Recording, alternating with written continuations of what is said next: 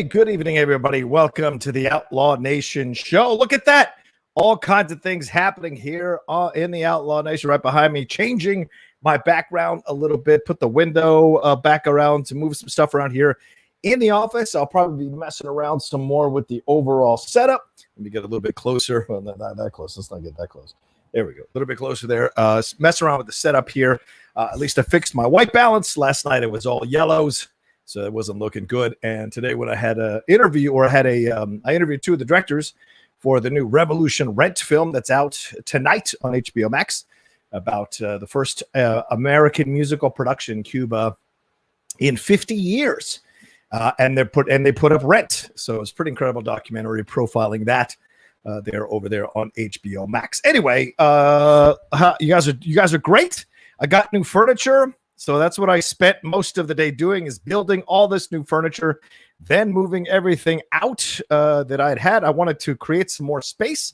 So as you can see behind me, we've got like a smaller one and put some stuff there. Bought a new lamp over at IKEA. Wait, is that distracting? Here, let me put that down.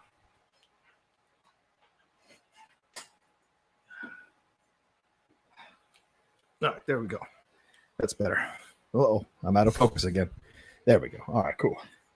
Jesus Christ. Anyway, yeah. No, the chair, I know, the big chair. This has been in the room, and it's the monolith that I can't get out of range of the camera. So sadly, this is the situation as it stands now. Sean's got that PS5 that he can just stare at and slobber all over that he can't have. That's for sure. But yeah, this is the setup. I'm messing around more and more with the camera to see what the look is that I can get here that works overall. There we go. That's a little bit better. Yeah, it's a little bit better. There we go. So yeah, overall, just messing around with it, seeing what we can create. And again, shout out to the lovely T, one of my patrons, who sent me this multifunctional tripod that works really well. But yeah, guys, this is the kind of Wednesday show or Tuesday show it's gonna be. I'm like super tired. You can tell I'm sweaty because it's hot AF here in San Diego. So it is hot today. It is super hot. So I was out in that living room, and we don't have central air here in our house. So I was just basically building with two fans on me, two Vornado fans on me the whole time as I was constructing the furniture that you see behind me. But yeah, I like it. I mean, it's smaller in size, but I was able to fit everything on it, and hopefully I can set up a way for it to be in focus. But then again, I mean, there we go. That's it. Oh shit. Shit. Does it go to focus or whatever? Does it mess around? Oh.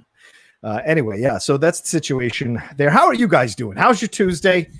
I mean, how was your Tuesday? Tell me, how are things going with you? How's your life happening?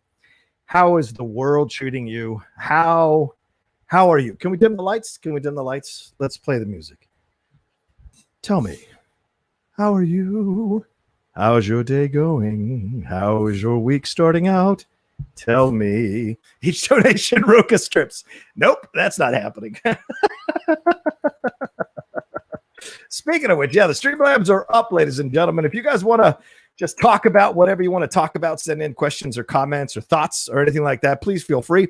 I had Paul Oyama lined up for my guest tonight, but unfortunately, Paul had a situation at work that he couldn't get out of, so he couldn't make the show tonight. He told me that last night, and honestly, I always feel self-conscious about bothering people day of to come on the show.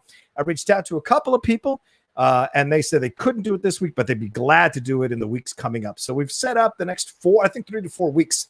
We've set up guests to come on the Outlaw Nation show tonight. So tonight is just us hanging out. And if that bores you, I'm sorry. You can roll on out and go watch other content.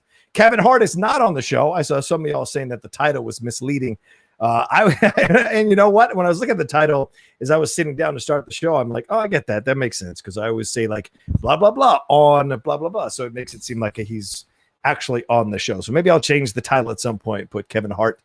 Kevin Hart has an issue with, or Kevin Hart's mad about cancel culture. Maybe I'll change the title to include all of that.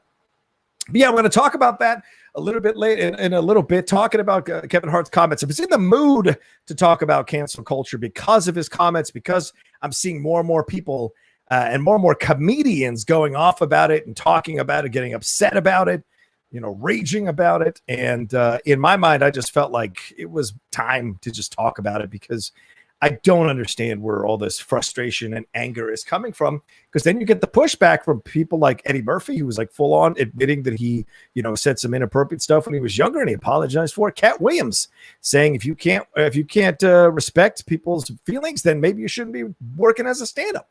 And so a lot of people coming forward and talking about this, and it's kind of crazy because I don't believe there's cancel culture, because the irony is that all these people that are supposedly canceled have never gotten more attention than they're getting now by complaining about cancel culture and seeing their numbers rise.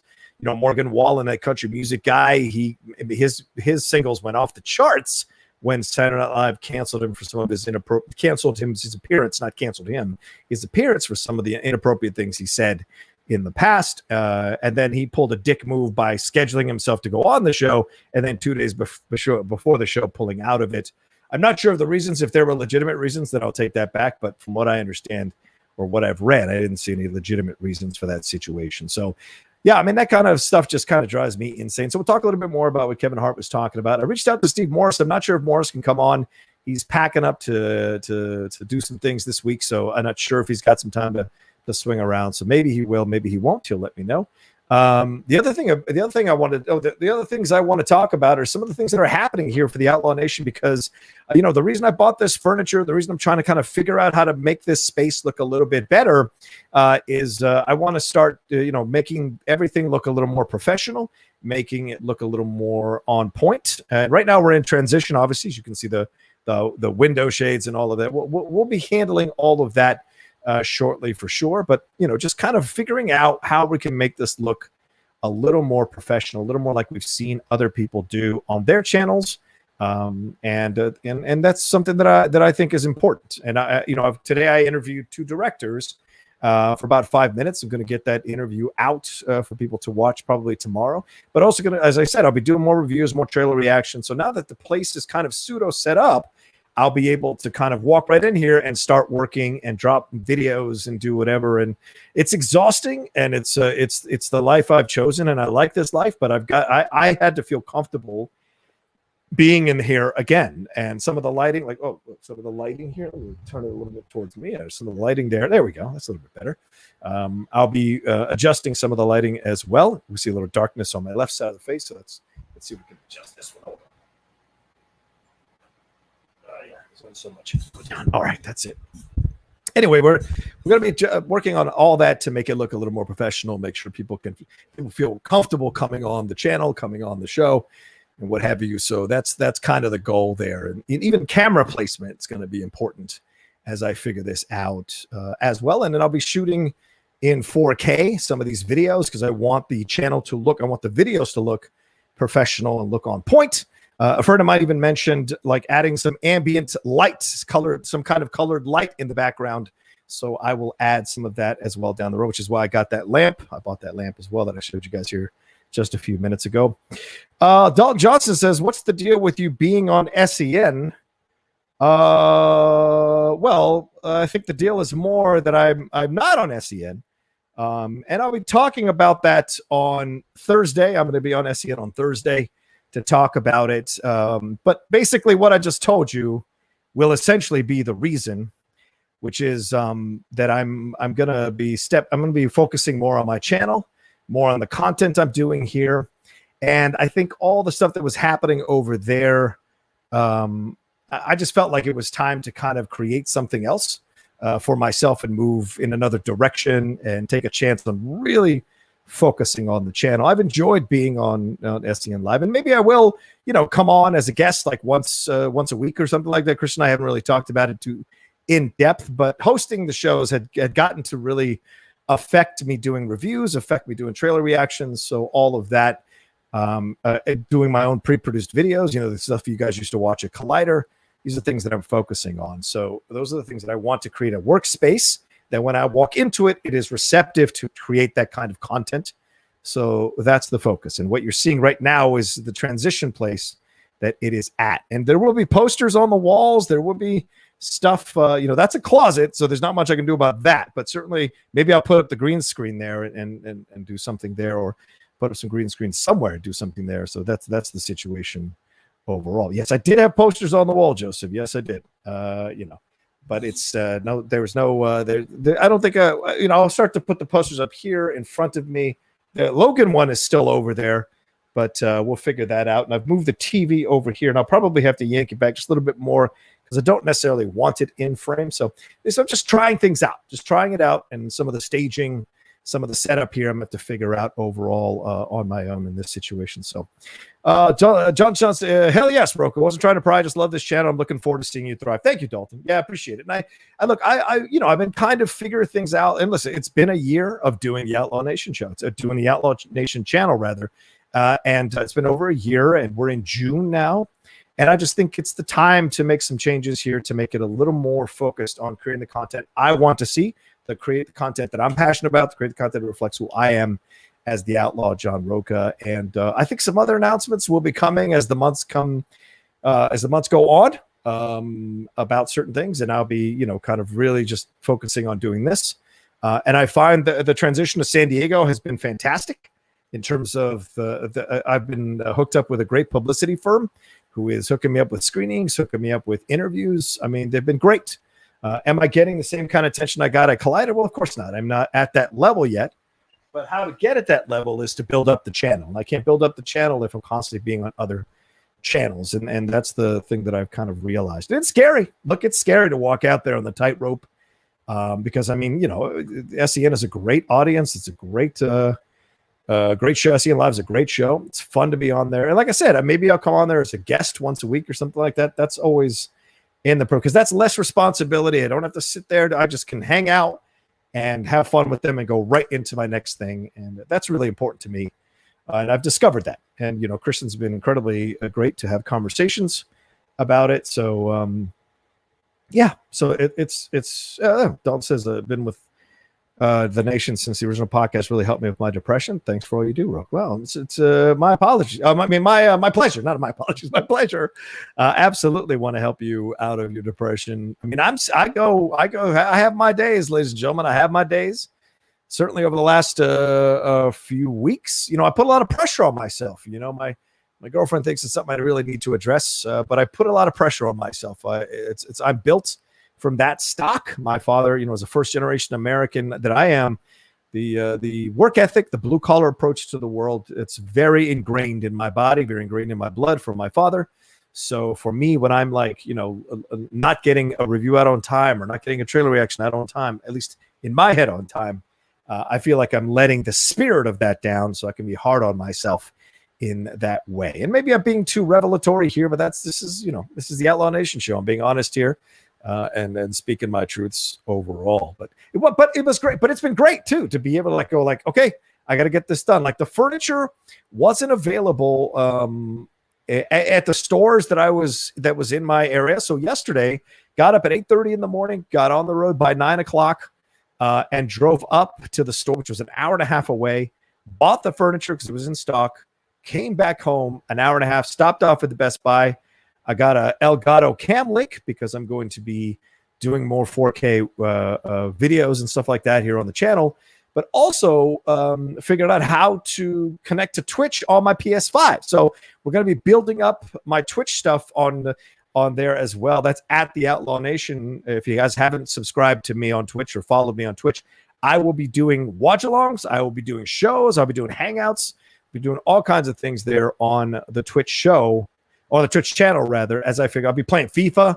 Maybe I'll put on Red Dead. I've got Valhalla Rising if you guys want to watch a fool like me try to stumble around and play these games or play the Samurai game, of course, as well. And so all of that I'll be doing more and more of because I've got the time. Once I'm clearing out other things, I've got the time now to dedicate to create this content and be more interactive with all of you, which is what really excites me about being a part of the Outlaw Nation. And I'm very humbled and honored that so many of you have come along with me as I've built this thing, as I've done stuff, as we keep growing here. We're almost at 17,000 subscribers. I have this crazy goal to get 3,000 more subscribers by the end of July.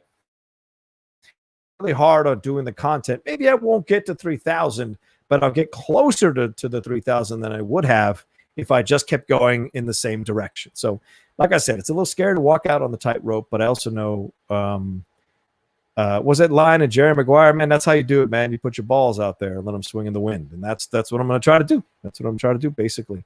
So yeah, that's what I'm saying. Yeah, see, look at all these people. Love you guys. Thank you so much. And please remember, if you want to send in some Streamlabs and super chats, the address is right there, right below me there. The Streamlabs address, streamlabs.com/John Rocha says, if you want to join my Patreon, patreon.com/John Rocha. We've been having some great hangouts last night. Andrew Hale, who had been handling some business on his own for a few months, came back to hang out with us last night. Heard he was on for a few hours. It was great. We had a robust discussion about one of the topics we want to talk about today, the In the Heights box office situation, and it was fun, really fun. We do the hangouts twice a week, and also if you want to get in on the Patreon now, I am going to start doing Patreon shows in July. The Criterion Corner is going to come back. We've also got to Ask the Outlaw, which will be essentially my mailbag show. Those of you who remember my time at Collider doing Collider Mailbag, we'll have more of that. You'll have if you're a patron at $5 and above, you'll be able to submit a question, send it in. We've got an email for that, and then I'll answer them on the show. And also, what's the other one we're doing? Sean? Do you remember? What's the other one we're doing? Oh, yes.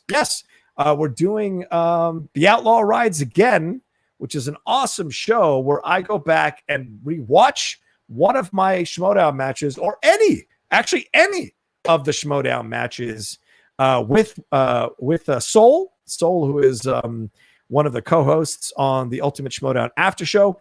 Me and her are going to go, like, the patrons will vote on which match they want to see.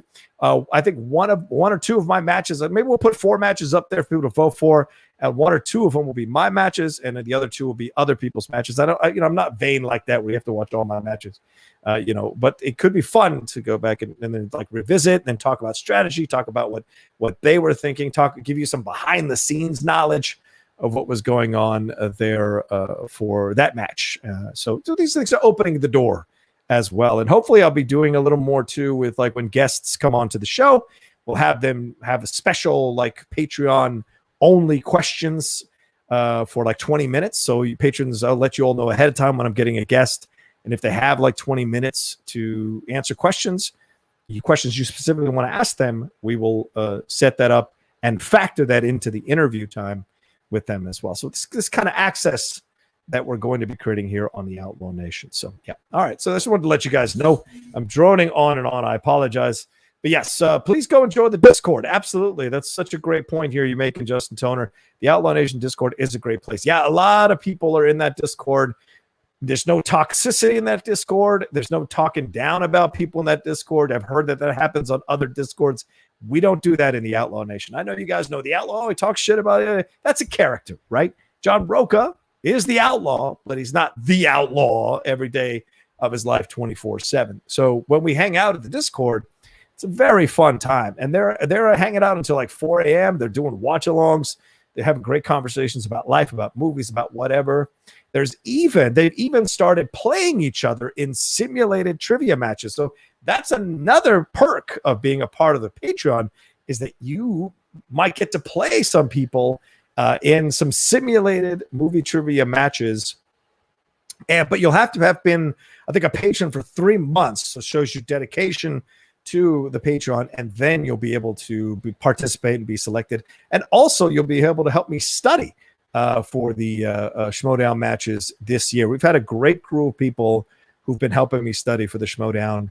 And we've had 3 TKOs to start the year. Yeah, we've taken a couple of losses, but that Ben match was all the way to sudden death. Could have gone either way. If I know Jason Sudeikis, the match is over. If I know that it's boxing in Annapolis, the match is over. So it was a tight match back and forth.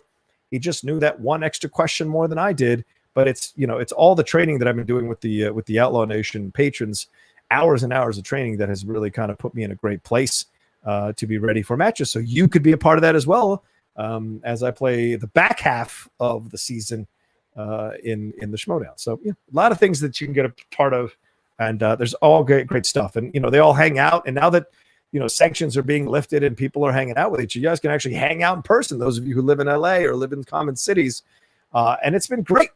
All these people coming together to hang out in the channel has been fantastic. Yeah. Oh, Brennan's here. What's up, Brennan? How are you? Speaking of people who've been incredible in the Outlaw Nation, patrons.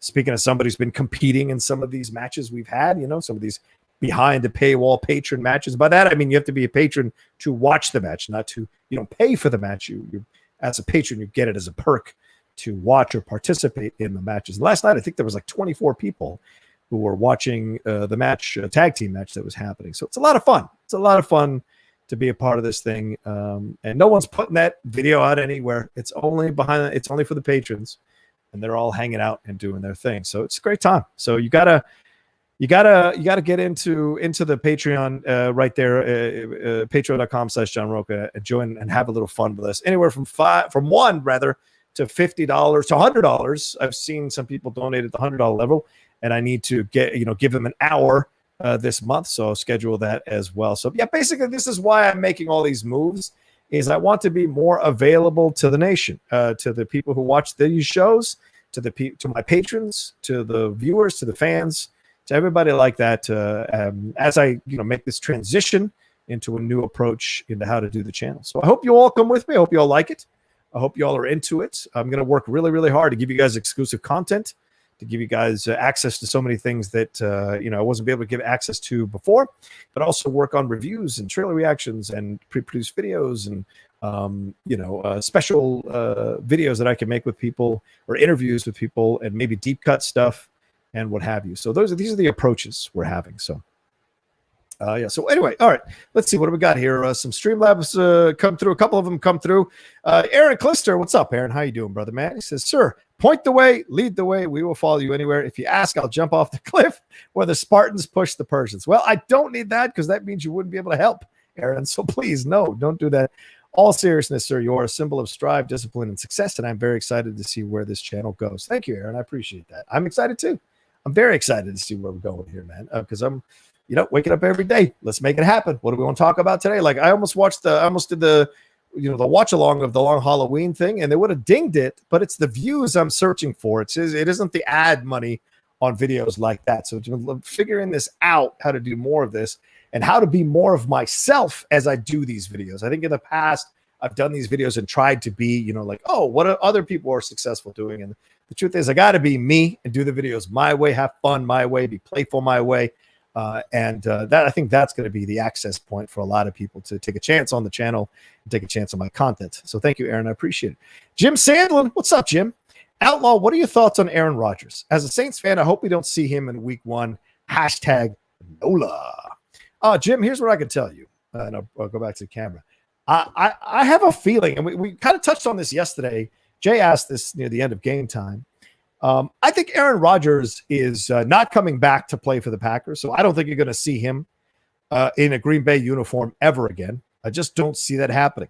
Like Russell Wilson has already walked back his comments, so he's going to stay in Seattle. I don't know what's going to happen with Deshaun. He may end up in Denver. He may end up in jail. Who knows what's going to happen with Deshaun Watson? It's all up in the air with him. But Aaron Rodgers has made it very, very clear that he does not want to come back to the Packers. He doesn't want to play for the Packers. He doesn't like the management and the steps the Packers have taken. He's not happy with it. And at the end of the day, if you're not happy in a location, you got to get out of that location if you have the freedom to leave. And certainly Aaron Rodgers has the freedom to leave. He's happily engaged to Shailene Woodley. Apparently they've moved in together. And he's got a life to live. And I don't think, if they don't make any moves, there's a real distinct possibility he never plays in the NFL again. I don't think Aaron Rodgers has anything to prove. He won a Super Bowl. He's been an MVP multiple times. He's considered one of the greatest quarterbacks to ever play the game, and already. And so tell me what the difference is here between him and Peyton Manning. Do you really think that second Super Bowl really solidified Peyton Manning as one of the greatest? He wasn't even essential to them winning the game. So what does it matter if you get there and you win it and you basically pull a Trent Dilfer and you game manage the game to a victory? It doesn't really add to your legacy. Yes, 2-time Super Bowl winner. People say it. But it was that first Super Bowl that really kind of solidified him, just like Aaron Rodgers. So if he goes back to a second one, will it really cement anything? I don't know. So, but there's possibilities that you could pull a Tom Brady, go to another team that's already set up with a great defense, good receivers, good offense, and just slide on in there and carry that team to a title. That is certainly possible with better coaching. Not say that LaFleur is a bad coach, but certainly he's a young coach. And that mistake in the NFC Championship game, that's a young coach mistake. And so Aaron is near the end of his career. Does he want to put his hands in a guy who still has training wheels on his coaching resume? No, he wants to go someplace where he knows he can win. If he went to New England right now, the Patriots would win the Super Bowl, period. End of discussion. End of discussion if he went to New England right now. So, I know everybody's in love with that kid, the kid that falls down all the time from Bama. He's not going to do shit for you guys. But if Aaron Rodgers went there right now, he would take that team to a title. So there's a difference. If you combine him with the right coach, I think he'll be set. That's my 2 cents on that. Joseph Ashley goes, are you going into theatrical of video games? I give to see what you think of Last of Us story. Oh, yeah. Yes. Those are things I'm going to open the door to more and more. So like there'll be me being on Twitch for like 2 hours playing a game or an hour playing a game and then talking about it as I'm playing it. So really, the PS5's been sitting there. Sean knows the PS5's been sitting there for like 7 months. And little did I know that it literally was 3 buttons to connect Twitch to the PS5 to be able to be on Twitch and play a game. Now there's a USB port on the back of the PS5. So I'm going to do a dry run tomorrow or Thursday, a private dry run where I set the webcam up there on the TV. And then can you see me and the game at the same time? I'm curious to see if I can square that away and make it happen. That'll be fun overall for sure. So yeah, we'll see. I definitely would love to do that. Because that would be another tool to have in the toolbox, another arrow in the quiver, shall we say, to entertain people and to have more connection with people overall. All right, Justin Tonerson, and thank you, Justin. He said, hey, John, excited for the Patreon shows coming back. Aaron Turner got to be at NXT live in person today. I know, Justin. He texted me, and true to my word, Justin, I watched in your house today while I was building the bookcases. I was a little underwhelmed overall. I will say that. I think the Cameron Grimes match might have been the best match of the night with him and LA Knight. That was maybe the best match. I thought the match at the end, I expected more fireworks. They didn't quite come. And I thought the Raquel Gonzalez Ember Moon match was a nice precursor to what we're going to get from them when I think we've got a bigger pay-per-view to put them on. That's my overall opinion about that. He says, man, what a show. No spoilers, but great stuff happened. Go Strong Style. Also good news, Kurosawa's Ron is coming out in 4K Blu-ray in July. Really? Well, I have Ron on Blu-ray already, but not from Criterion. I have it from, what was the other one that I had? Hold on. Yeah, Ron Kurosawa, of course, is a wheel slice. So, coming out 4K. Sorry, it's coming out on 4K. You're right.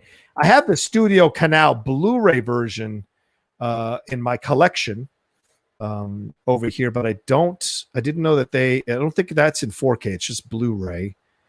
So HD, but not Blu-ray. So the fact that it's coming out in 4K, where is it? On 4K. Is that correct? Okay. All right. So I'll take a look for it for sure. I don't see it on Amazon right now unless it's the Studio Canal collection. But yeah, I'm looking forward to that. That'll be fantastic for it to be in 4K.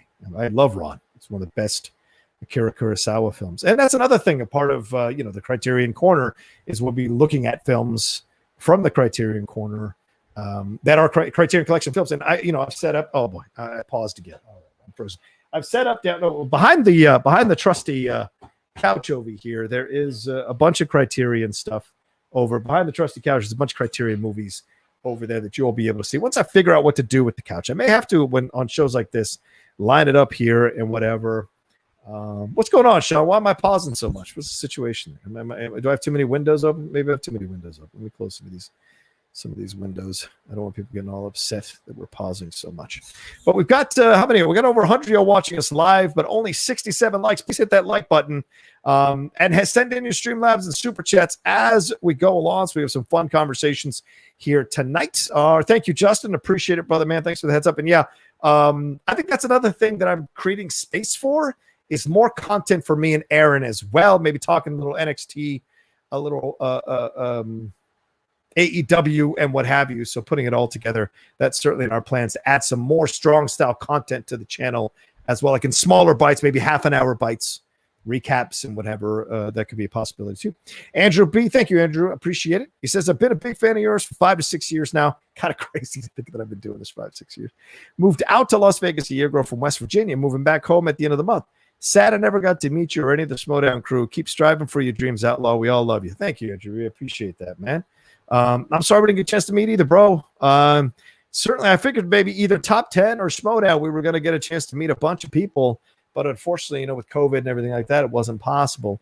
But, Matt's from West Virginia, or Matt grew up a lot for a few years in West Virginia. So could be a fun situation for us to go over there and do something in West Virginia. Could be a lot of fun for sure. But yeah, man, sorry, bud. And I'm sorry I didn't get a chance to, I sorry I didn't beat Ben either, because I could have had a chance to play Ethan. If I beat Ethan, I could have played Dan, and maybe that's a live event somewhere, and maybe you could have come out to see me. So, yeah, things happen.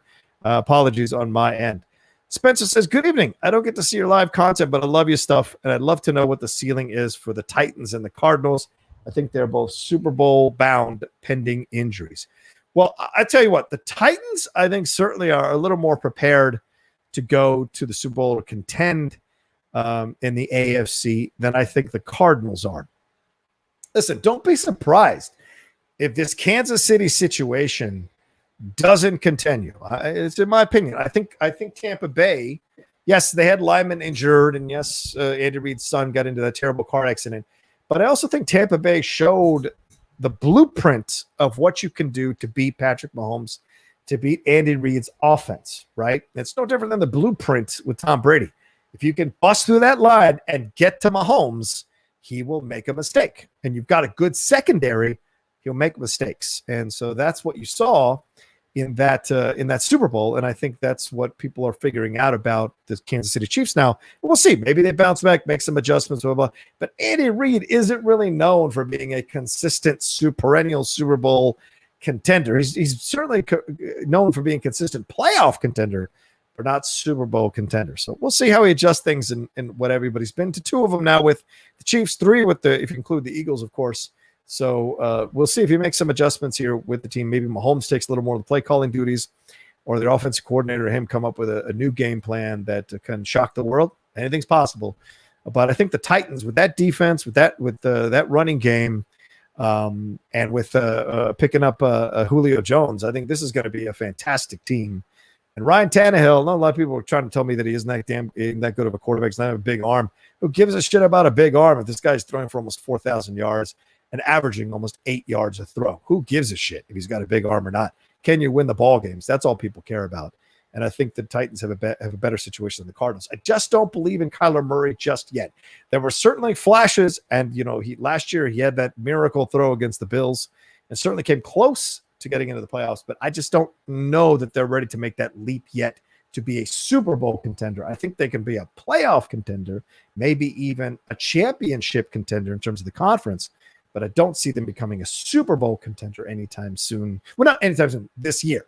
I don't see them becoming a Super Bowl contender not this year. I think there's going to be a little more seasoning they need to do as a team. And Kingsbury as a coach, he's only his third year. His third year coming up. So he needs a little more time to kind of figure out the NFL, figure out the defenses, figure out the players, figure out the coaches that he's coaching against.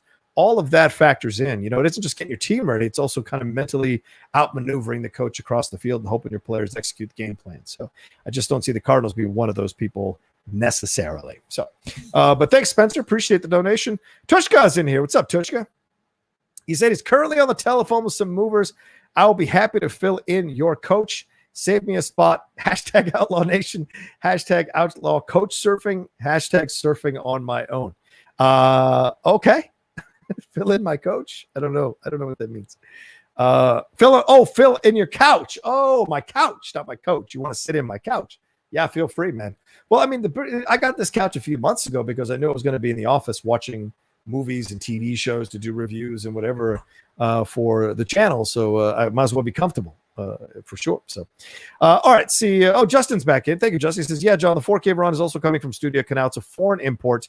Zabi, 2 V's, has it for pre-order, but not on Amazon yet. I only have the old Criterion DVD So I'm going to get it for sure. And also hope you and Aaron can do some more wrestling watch-alongs. Yeah, absolutely. That's something that we're kicking around. I think our show, Strong Style, on Saturdays now is fantastic. I almost got 2,000 views, our episode this past weekend. And we did it on Sunday morning at 9 a.m. So, I mean, like it's a fantastic show that we both love doing. I'm so happy when I do that show. You know, I'm into it already, so I don't have to do that much prep for the show. So it's great to just step in there. And Aaron's so knowledgeable. Aaron is so smart about pro wrestling. He's such a relatable guy, such an accessible guy. So to me, I'm loving doing the show. And so the chance to do more stuff with Aaron would be exciting for sure. But also Aaron's got, you know, kind of plans for a certain league that he wants to dance around in. So I'm going to let him, handle his plans and do his things. And when he's ready to do those things and he has time for us to do some stuff, then absolutely we'll put it in motion for sure. So yeah, we're definitely kicking that around. Also, Steve and I are kicking around doing some more stuff as well. So yeah, Chris Taylor says biggest tier on Patreon gets to sit in the big chair. Yeah, absolutely. Come on in and sit in the chair. Come on in and sit in the chair for sure. I'm gonna take a drink here.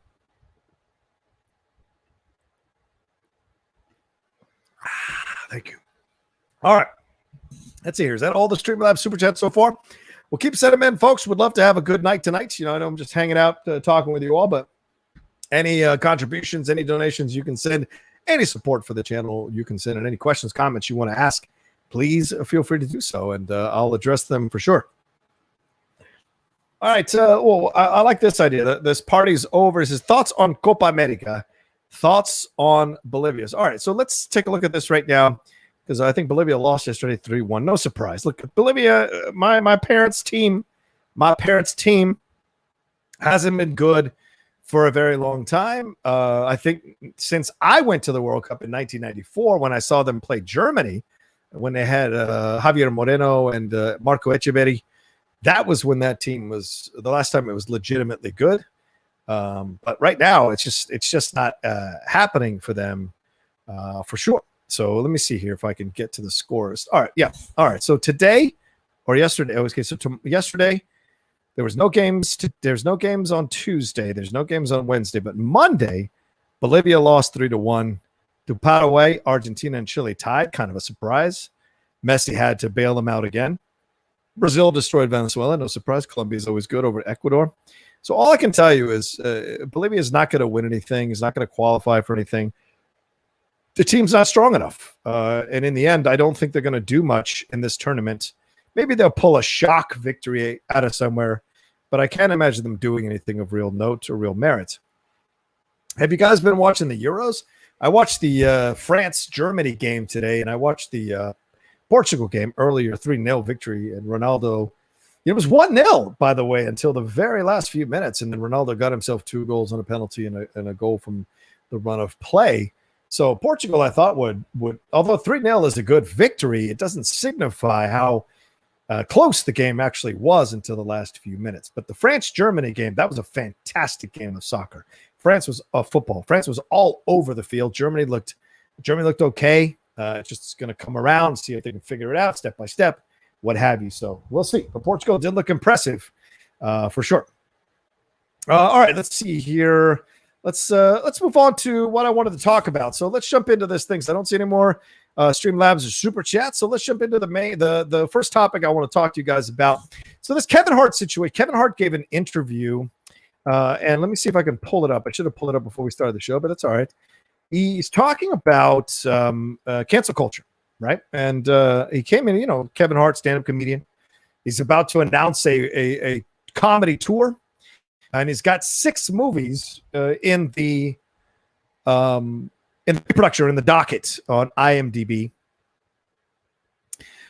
He says, he's talking about haters, and he was talking about this on Tuesday, and he addressed his haters on Twitter, and he said, "I got time today. The He's Not Funny slander is the best. This is for you. I have 3 stand-up comedy specials that fall in the top 10 highest-grossing comedy specials of all time. 2 of my specials are in the top 3 of all time. I've been the highest-grossing comedian in entertainment for years now. I've also been the highest-grossing comedian in the box office with over $4 billion in earnings. I've also turned my comedic talent into a place of business and branding and radio and other revenue streams. The hate slander fuels me to do more. You guys are what makes this business fun. because it's not about getting to the top. It's about doing your best to stay on the top after you get there. That's very, very true. He said, I rarely talk shit, but I feel the need to do so today. Stop believing these headlines and read the actual articles. You guys fall for the banana and the tailpipe trick every damn time. These tweets come 2 days after the Sunday Times published an interview with Kevin Hart, in which he opened about cancel culture, saying, I personally don't give a shit about it. If somebody has done something truly damaging, then absolutely a consequence should be attached. So that's a good preface here to understand. But when you just talk about nonsense, when you're talking, someone said they need to be taken down, shut the fuck up. What are you talking about? This is what he said. When did we get to a point where life was supposed to be perfect, where people were supposed to operate perfectly all the time? I don't understand. He says, I don't expect perfection from my kids. I don't expect it from my wife, friends, employees, because last I checked, the only way you grow up is from fucking up. I don't know a kid who hasn't effed up or done some dumb shit. He talked about his experiences with cancel culture as well, telling the time, I've been canceled, 3 or 4 times? Never bothered. If you allow it to have an effect on you, it will. Personally, that's not how I operate. I understand people are human. Everyone can change. But it's like jail. People get locked up so they can be taught a lesson. When they get out, they're supposed to be better. But if they come out and people go, I'm not giving you a job because you were in jail, then what the fuck did I go to jail for? That was my punishment. How do you not give these people a shot? They're saying that all life should be over because of a mistake. Your life should end there. Should be no opportunity to change. What are you talking about? And who are you to make that decision? And I'll remember Kevin Hart got in trouble for some tweets or some comments he made before he was about to host the Academy Awards in 2019. He made some homophobic tweets talking about, I think he was talking about his son and making some comments about that. Also, he made some jokes at the gay community's expense. And he said, in 2020, when he was interviewed about it in Men's Health, he said, with the whole Oscars thing, there was a big gap between what I thought the problem was versus what the problem really was. I got 10 years where I made sure not to joke or play in the way that I did back then because it was a problem. He said, I don't care if you're gay or not gay. I'm a people person. I'm going to love you regardless. It wasn't until close friends like Wanda Sykes, Lee Daniels, and Ellen DeGeneres talked to me and explained what they didn't hear me say that I understood. Then I was like, oh shit, I did fuck up. So this is where we start to look at this reception here. Kevin Hart is a successful individual, distinct individual, certainly an intelligent individual, and he makes comedies and movies that certainly, as he pointed out about his earnings, connect with a lot of people. I enjoy Kevin Hart. I like Kevin Hart. I think he's funny as hell. I love his stuff with The Rock. I mean, his little mini cameo in Hobbs and Shaw was hilarious, right? And Central Intelligence and the Jumanji films, the 2 films he was in with The Rock. Great stuff. I like The Wedding Ringer. A couple other films. And this fatherhood film looks pretty intense. I hope it's good. I'm looking forward to seeing it, doing a review on it. But I think he makes some interesting points here in walking with a foot in both sides of this thing, right? The cancel culture side of things, addressing it, the past stuff, and then also his experiences with it and how he has admitted to messing up and being open to other people coming in. Like you mentioned, Lee Daniels and Wanda Sykes explained to him, and Ellen DeGeneres explained to him what he did that was such a mess up. So this is the thing at the end of the day. And this is what I'm starting to kind of come around on this. Like I don't believe there's cancel culture, but I use the term because it's the common term to use now to describe these situations. Just like fake news. I don't believe there's fake news. Actually, there's fake news. There's propaganda. I don't call it fake news. I call it propaganda. There's certainly that. If you look at certain networks, there's certainly propaganda. But I use the term fake news sometimes to address certain things. Just like I use a cancel culture here. So you look at this idea, and I see this, right? There are legitimate reasons to go after certain people and make them pay for the things that they've done, right? We as a society have to understand where that line is, because we're seeing now more and more people pushing back, our entertainers pushing back. Certainly stand-up comedians are pushing back like crazy, which, I kind of get and I don't get at the same time, because I'm like, you can't work without telling a fucking racist joke or a homophobic joke or a sexist joke. Really? You can't do that? Like, you can still be just as edgy, just as funny, just as on point, but you don't have to, kind of slide into the same shit. And what's so funny is if you've seen Hacks, and I hope you all who are listening or watching right now, please do yourself a favor and watch Hacks on HBO Max. It is a fantastic show. One of the greatest seasons of television I have ever seen. Okay. Jean Smart was incredible as essentially, an older female comic who had come up through the business. She essentially has some shades of Joan Rivers, Lily Tomlin, other female stand-ups who did it for many, many decades. And she is butting up against a new female stand-up comic who has come into her life as a writer because she got in trouble for a tweet she made about gay conversion therapy, that she was against it and said something against the guy who commented on it. And so she's desperate for a job, and her agent gets her to become a writer for Jean Smart's character. Now you have two female stand-ups slamming into each other from two different generations. And it's such a layered, complex, interesting, nuanced approach to two women from two different upbringings, from two different approaches to the world, having these conversations about life, about comedy, about being a woman in this business, about some of the things that you just kind of put up with and ignored after a while because you wanted to be successful in this business. And someone coming along and highlighting all those things and going, you know what? It's okay to be upset about this. Like, the space is here now for you to be upset about this. But also, both of these people are human beings. So they're full of flaws and they're full of positive traits. And I think that's one of the things that was incredible about the show. And in one of the episodes, I don't want to give too much away, but I'll give you one of the episodes. This guy is a stand-up comedian, and he's like introducing her at a comedy club, and she's doing a tour of these smaller comedy clubs because she wants to do a new hour of material to kind of show that she can. It's like Seinfeld. Seinfeld, she essentially was doing her same jokes over and over again, like Seinfeld. Seinfeld, he's said many, many times that he does the same act for many, many years, then changes it. Other comics do a new hour every year. So she was essentially changing all the things that she'd done before and trying a new hour. So this guy in a club, I think it was in Sacramento, at least where the setting is. They actually shot it in NoHo. You could tell the club's from NoHo. And he introduces her and he talks about her boobs, talks about her appearance, and makes all these comments because it's the low-hanging fruit. And she had just had a conversation about being a woman in comedy and the stuff that she dealt with. And with Hannah Einbinder is the one who plays Ava, who is the young comic. And she says to her, it's not okay what you went through. It's not okay what happened. And she kind of blows it off and kicks her out of the room and whatever. Because she doesn't want to hear it. She doesn't want to confront it. But when she goes out on that stage and that guy pulls that crap, that's the stuff we're talking about. That's the cancel culture where I think it's effective to weed out low-hanging fruit comics who pull bullshit like that and hit on women in the back inappropriately and do dumb shit because they've got a fucking dick in their pants. And that's the stuff that I think cancel culture, quote unquote, needs to handle and address. And those are the things. So, but we have to be careful about how we wield power as people, as fans, as consumers, as viewers, as what have you, because eventually, if you just throw it out all over the place, it loses its power.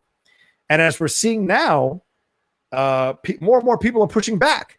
Even people from the side of the fence that were initially in favor of calling out this kind of stuff are now pushing back because it's going all over the place. And I think there are certain situations where absolutely it's effective and powerful to do that, and other situations where it sets its back. It sets everything back. It moves us backwards. And we don't need to be in a situation like that, I mean, if I called out every single bit of racism that I've experienced, or unconscious or otherwise, and I love that term, unconscious racism, one of the most ridiculous things I've heard. Unconscious also means I wasn't listening when people were telling me things purposely. I would never stop tweeting about it. I would never stop tweeting about it. I've experienced it in micro ways and macro ways throughout my career here in this business. In acting as well. Back when I used to go out for stuff, it was very clear. When I was in a room with 6 other white guys, I was the token guy being brought in, so they had a diverse approach to the role, And nowadays, The white guys are the minority in the room with people from different colors, diversity throughout in the room auditioning for these roles, which is the way it should have been from the beginning, ladies and gentlemen. But you're seeing that more and more. And so, back then, you just kind of dealt with it. It sucked. It hurt. It was the worst, but you dealt with it. You hoped you could get a situation. One of the reasons I left doing on-camera acting was because I just was like sick of constantly slamming up against that wall just to get 5 fucking lines on a show or 1 line on a fucking show. It just wasn't worth it in the end. I wasn't happy. I wasn't satisfied. And then walking into this business, you kind of are like, hey, I do this, I do that. But then you see that the playing field is full of white people all over, the white, male and female, ladies and gentlemen, male and female. I don't differentiate. It's white. And you walk in and you're like, okay, where's my point of view? Is my point of view valued here? And I know for me, it was valued when it was convenient for it to be valued. It wasn't necessarily valued all the time in certain situations, especially when I tried to get on a certain show and I was told twice in 2 different seasons that they were happy with their all-white panel and they didn't want to have a person of color on the panel, or they didn't want to have me on there. And me saying I'm a person of color, you should have me on the panel, you should have me on this show, bore no fruit. And that was a kick in the face. That was such a kick in the face. And it was it was because of selfish reasons. People felt threatened by me being on there. People felt like they couldn't boss me around because I wouldn't allow them to boss me around, so they didn't want me on the show. People felt that, I would cause too much drama by bringing up the diversity stuff in movies, by bringing up the stuff that people aren't catching as they do their reviews. So these are the things that I butted up against all the time when I was doing stuff on certain networks, on certain websites as well. And those are things you get really, really frustrated. They really frustrate you. For example, I tried to write about the Roseanne situation, and I pitched 3 separate ideas for that Roseanne situation. They were all shot down by the all-white writing team. Never mind that she was making offensive racist jokes. My approach to it was not allowed to be written about. So those are things that you confront and have to kind of overcome. This is the life, and I think this is where I want to transition into the In the Heights thing. Right. I don't want to ignore anybody's Streamlabs or super chats. Okay, we haven't seen any that have come. Maybe you guys are just listening intently as I speak about this. But yeah, please send in your Streamlabs. If you got any comments, if you think I'm wrong, if you got, if you want to bring something up for debate, or you have a point you want to make that you think I should address, please feel free. Send in the Streamlabs and super chats. I will absolutely read it on the show and give you my opinion on it for sure. Yeah, here's what I want to transition into the In the Heights box office stuff. Now, don't leave. I want to talk about this. I think it's important for you guys to hear what I'm saying. Now, I know probably a lot of you watching haven't seen the movie. And certainly judging from the box office, many people haven't seen this movie. And it's an incredible movie. I've seen it 3 times now already. My review will be coming out Wednesday or Thursday. I've been just savoring the movie, But I've been reading and watching some of these videos about the box office analysis of In the Heights. And it is fascinating to watch these majority white critics go after the movie, bash the movie for the same tired old excuses they use every time when a movie doesn't come up to snuff for the box office, right? What do I see all the time? What have I been reading all the time? I've been reading or seeing, the marketing was terrible for this movie. And I'm like, what marketing are you talking about that was terrible from the movie? What did you not get from the trailers? The trailers showed you young people dancing and singing, being in love, struggling with their community, celebrating their community, and they come from a certain section of New York. Washington Heights. I was watching, what was I watching last night? And I was thinking to myself, this is so similar to In the Heights. And yet people went in droves to see this movie. We've seen films about sections of the country, right? We've seen those white Southern films. Mississippi Burning, great example, right? That you spend your entire fucking time in that movie in that town. How many of you grew up in a small town in what was it, South Carolina, Mississippi? How many people, certainly literally in the title, John, but yeah, how many of you guys spent time in a town in Mississippi, right? This is about racism. You know what the story is. When you're seeing the trailer, it's very clear what the story is, what this is all about. When you see a couple dancing on the wall and they're singing to each other, that's the sign that they're leads. And this is a love story. It's going to be part of the film. You know, my friend Rosa from Latinx Lens, she was fantastic. She tweeted out, she goes, I'm sorry, because here's another thing. So I want to address that before I'm jumping the gun here. The other complaint I've heard is there isn't a villain in the movie. There isn't someone to cheer against. The system is the villain. That's the thing. And I saw someone comment, I won't mention who this person commented to, was one of my friends who's a critic. And he was like, well, what, is the villain, bad credit? What's that? What's that stupid shit? Yeah, it's because you've never fucking experienced it, you clown. And you don't understand what it's like and how the system puts us in situations like this, puts Latin people in situations like this, I grew up poor for a majority of my life, not poverty poor, but certainly not well off or anything like that.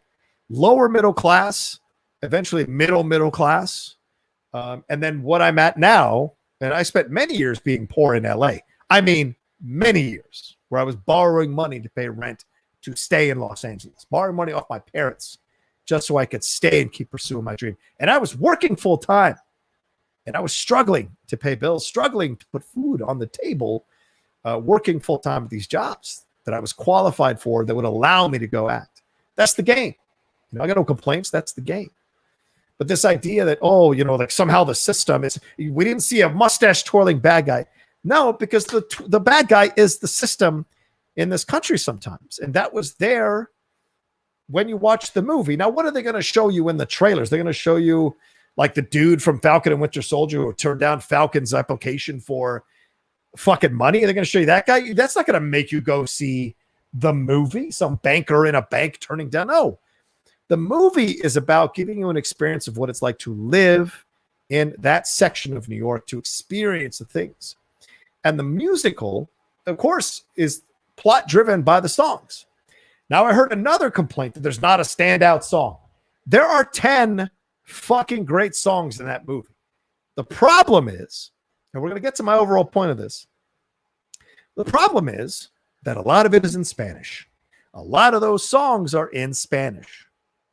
And I think most people, once they get past La Bamba, don't have many songs in their collections where people are singing in Spanish. And I think that's what we're getting to here in just a second. And some of the other analysis I've seen is that it's too long. West Side Story is over 2 hours. There are plenty of musicals that are over 2 hours. Now, maybe you felt that it was too long because it feels like you're not connected to the characters. And that's the other part of this, right? You hear people complaining in their box office analysis, there were no stars. There were no stars in the movie. Okay, I'm cool with you saying that. Then you better fucking suggest what young Latin stars, Latino stars you want to see that you think would have put butts in seats in this musical. I'm so curious of your knowledge of Latin stars, Latin actors, Latin actresses who can sing, by the way. You should know they can sing or not. If you're going to suggest them, you should fucking know. And I think that's the thing at the end of the day that frustrates me too about this situation. Like there's no stars. There are plenty of films that succeed without stars. Plenty of films that have succeeded. How many of you fucking knew Roberto Benigni before he came over and did Life is Beautiful? How many of you knew the fucking guy who led The Artist? Nobody fucking knew that guy outside of France, or Paris, rather. Or France, yeah, France is country. These are the things that you look at here. And it's code words. And this is what I want to get to overall. Oh, the other thing, people don't like musicals. Bullshit. Fucking Greatest Showman made over $400 million. People like musicals. People go see musicals. You got the timing has to be right. All the factors have to be in motion. The marketing for this movie was pretty powerful. There was vibrancy. I love people look at the trailers and go, what's the fucking story? Go into the theater to have a good fucking time. That's the story. Go in and connect and understand and learn about people that you don't have access to in your daily life. Get off of your ass, get in that theater and push your knowledge a little bit, or open your window, open your mind to explore a section of the world you don't have access to. You want to watch 45 serial killer documentaries, go to it. But why don't you balance it out and go see a happy, vibrant, awesome, loving film about young people experiencing love and experiencing the universal things that we all experience. Pursuing your dreams, being shut down from your dreams, fighting for your dreams, fighting for love, the complication of relationships when you're young and you're trying to go for the things that you want your life to be. Relationships with your powerful relationships with the members of your family, with your grandmother, traditions. So many people in this country have traditions. They don't have to be from foreign countries. I know many white people who've been in this country for multiple generations who have traditions, who have heirlooms that are passed on from generation to generation. There's so many universal stories in that film that I find fascinating when people are like, oh, I didn't connect them. They didn't seem plastic. Anthony Ramos was incredible in that movie. He connected you into this thing. I would love to argue the plasticity with someone. Go see the movie, record us watching that movie. Let me school that person how the acting that was going on, how the characters they're creating were not plastic. And how many nuanced, layered, complex, deep characters do you find in fucking musicals, ladies and gentlemen? How many of you watch Gene Kelly for the layered, nuanced, deep exploration of the characters that he did in Singing in the Rain, or American in Paris, or Fred Astaire in Swing Time, or Top Hat, or Howard Keel in Seven Brides for Seven Brothers, or countless other musicals?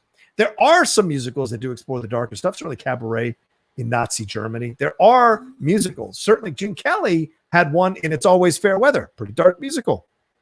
You can go and take a look at and explore that.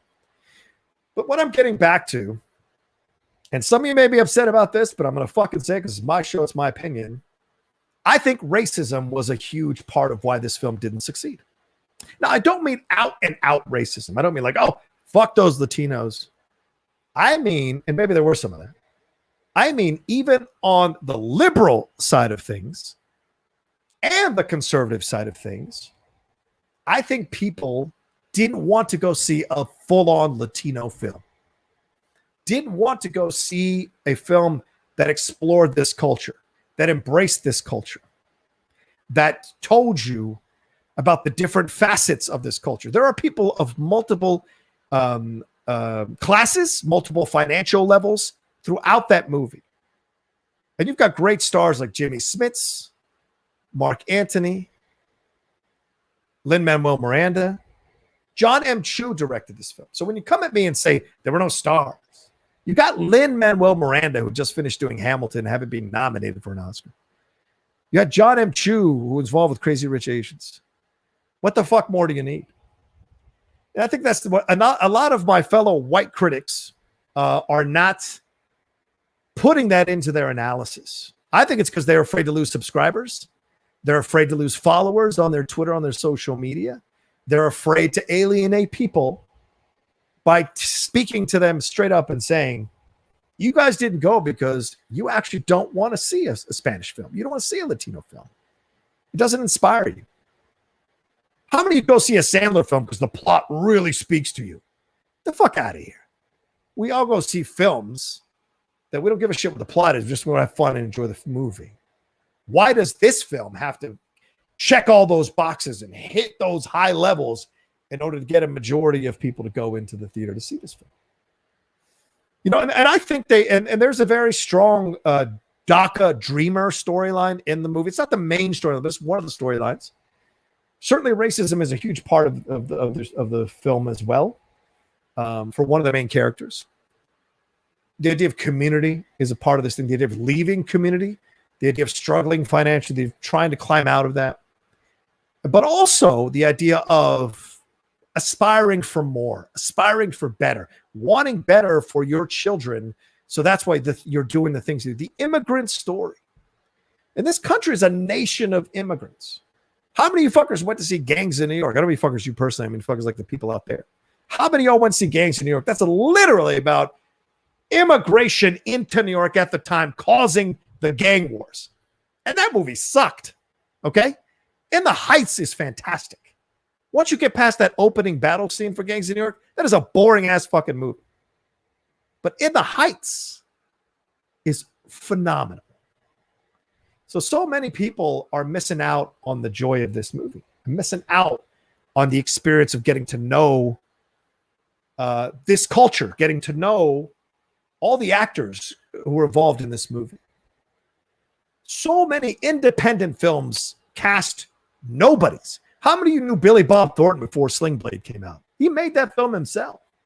Nobody fucking knew Billy Bob Thornton. Well, he's the guy who got slapped in Tombstone. That's what you knew him as. You didn't really fucking know him. And that's the thing. So many of these excuses are code words essentially to mask racism. And yes, on the liberal side of things too. I want this to be very clear. Yes, there's racism in the conservative politics, sort of conservative viewpoints, Trump people, of course, that's a given. That's baked into the fucking cake over there. But we need to start opening our eyes to some of the racism that's happening on the liberal side of things too. Liberals love to pat themselves on the back about their social awareness and their social justice. And I'm doing it. But behind closed doors, and I've seen this, they whisper to themselves or they whisper amongst themselves how much they don't want to go see a black movie or a Latino movie or an Asian movie. You know, I've seen it. I've heard it. Oh, he's white passing. We'll joke with Rocha, blah, blah, blah. I've been in the room when people have made those jokes. And that's the thing at the end of the day.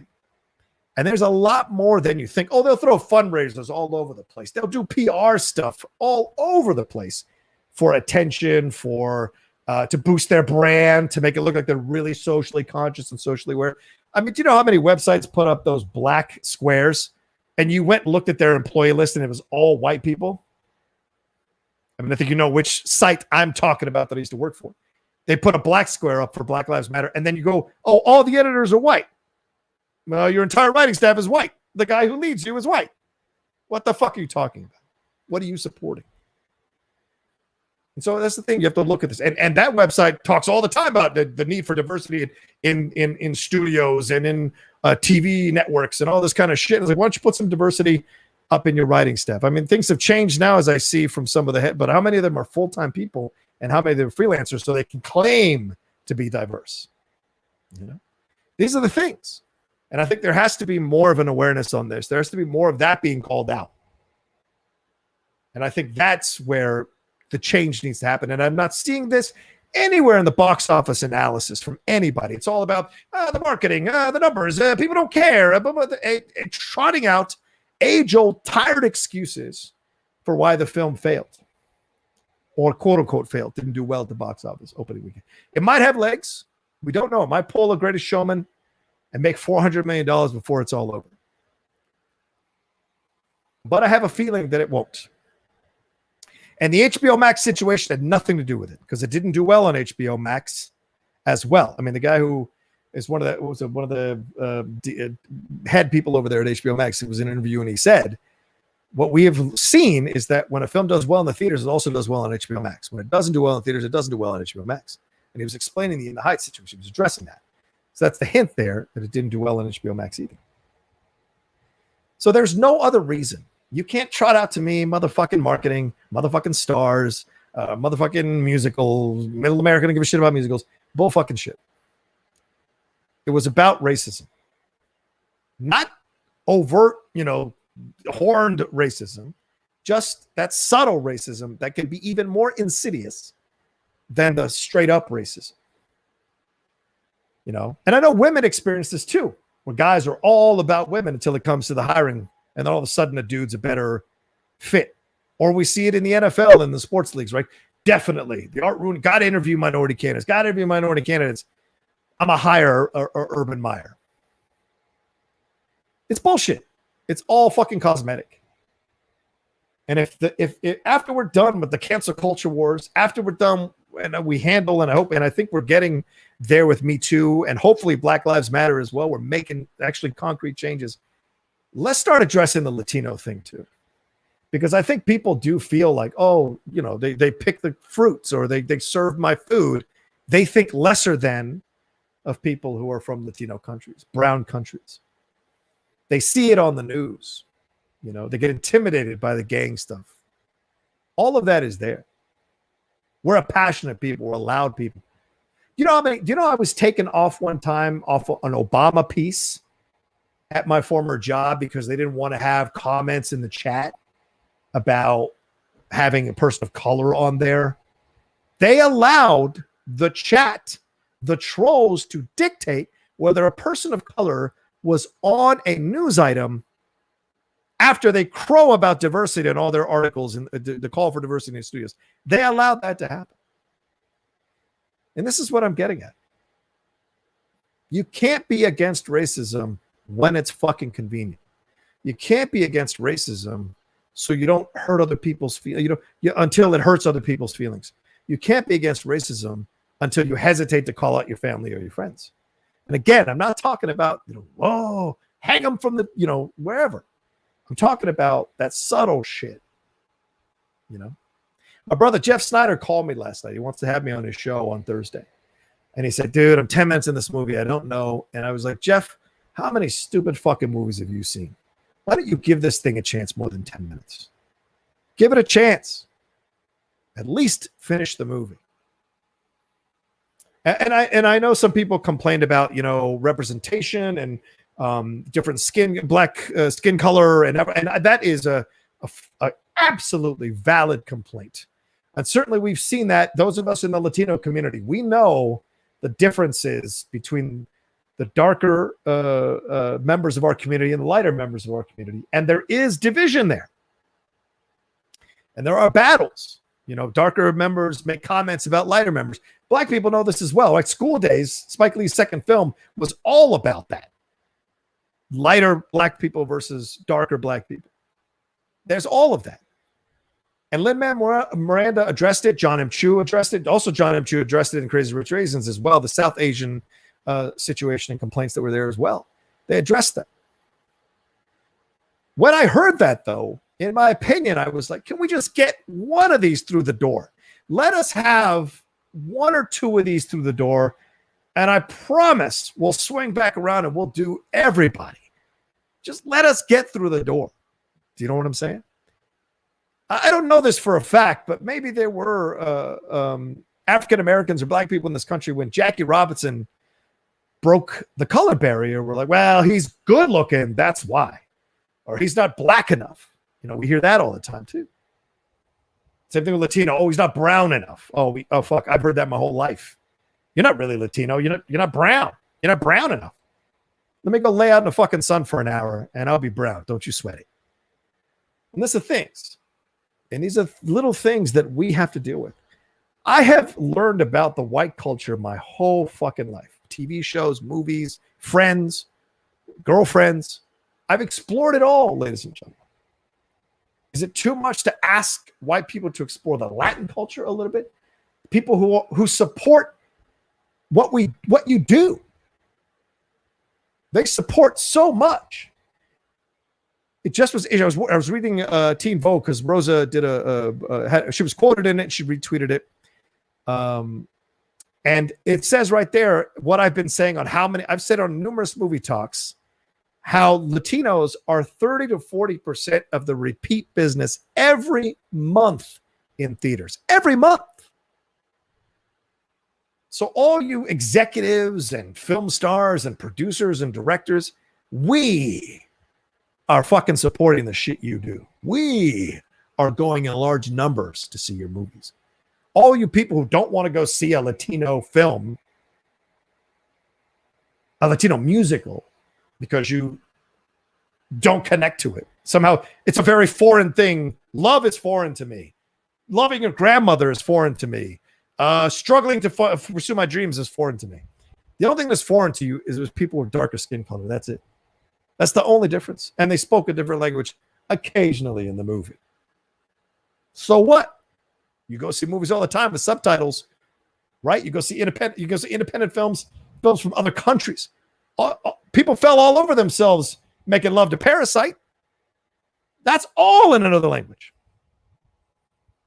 So these are the things that I'm just like, at the end of the day, I'm not seeing honesty from these box office analysts and from my fellow critics in talking about what happened within the Heights. They're not even at least mentioning the idea of racism. And I think it's a letdown not to mention it. I don't know how long I've been talking, Sean. How long have I been talking? I don't know how long I've been talking. Let me see here if I've got any Streamlabs. Probably not. I don't know. People are upset about it, maybe.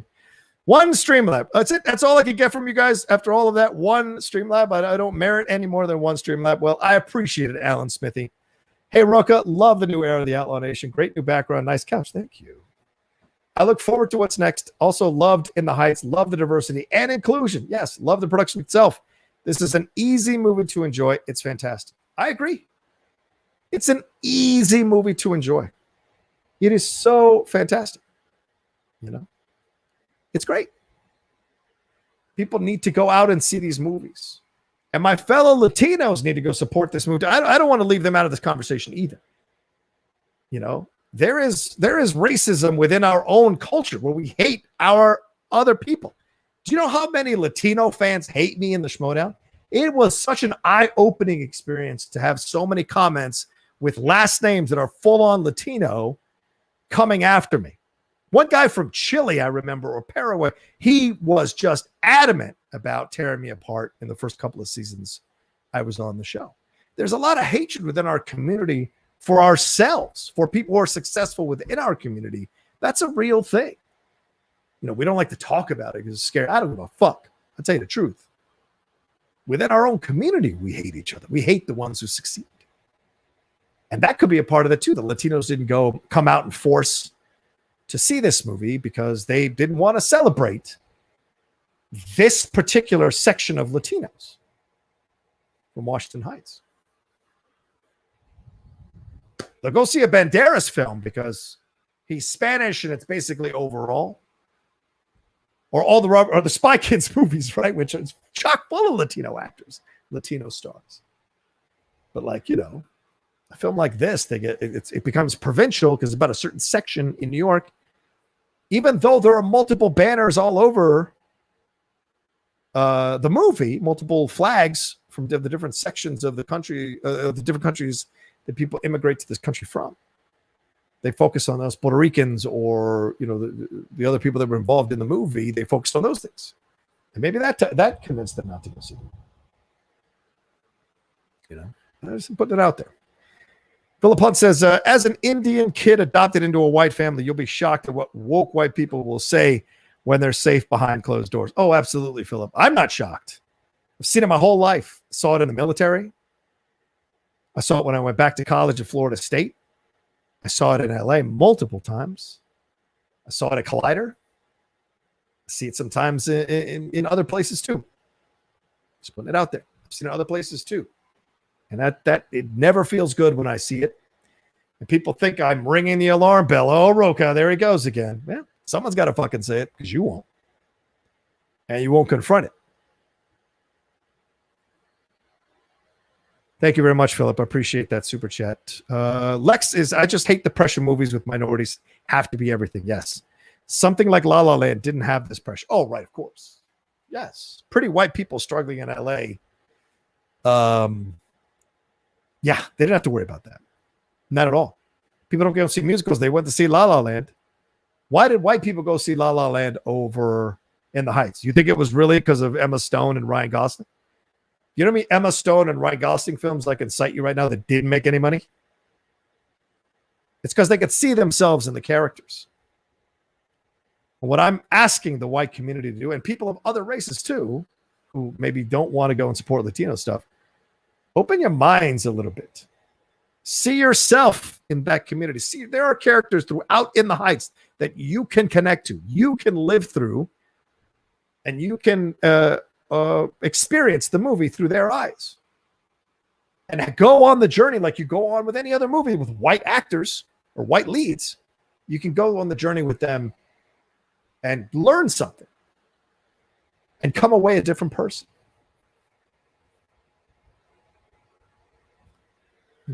Same thing with Greatest Showman. Greatest Showman, like, I love that movie.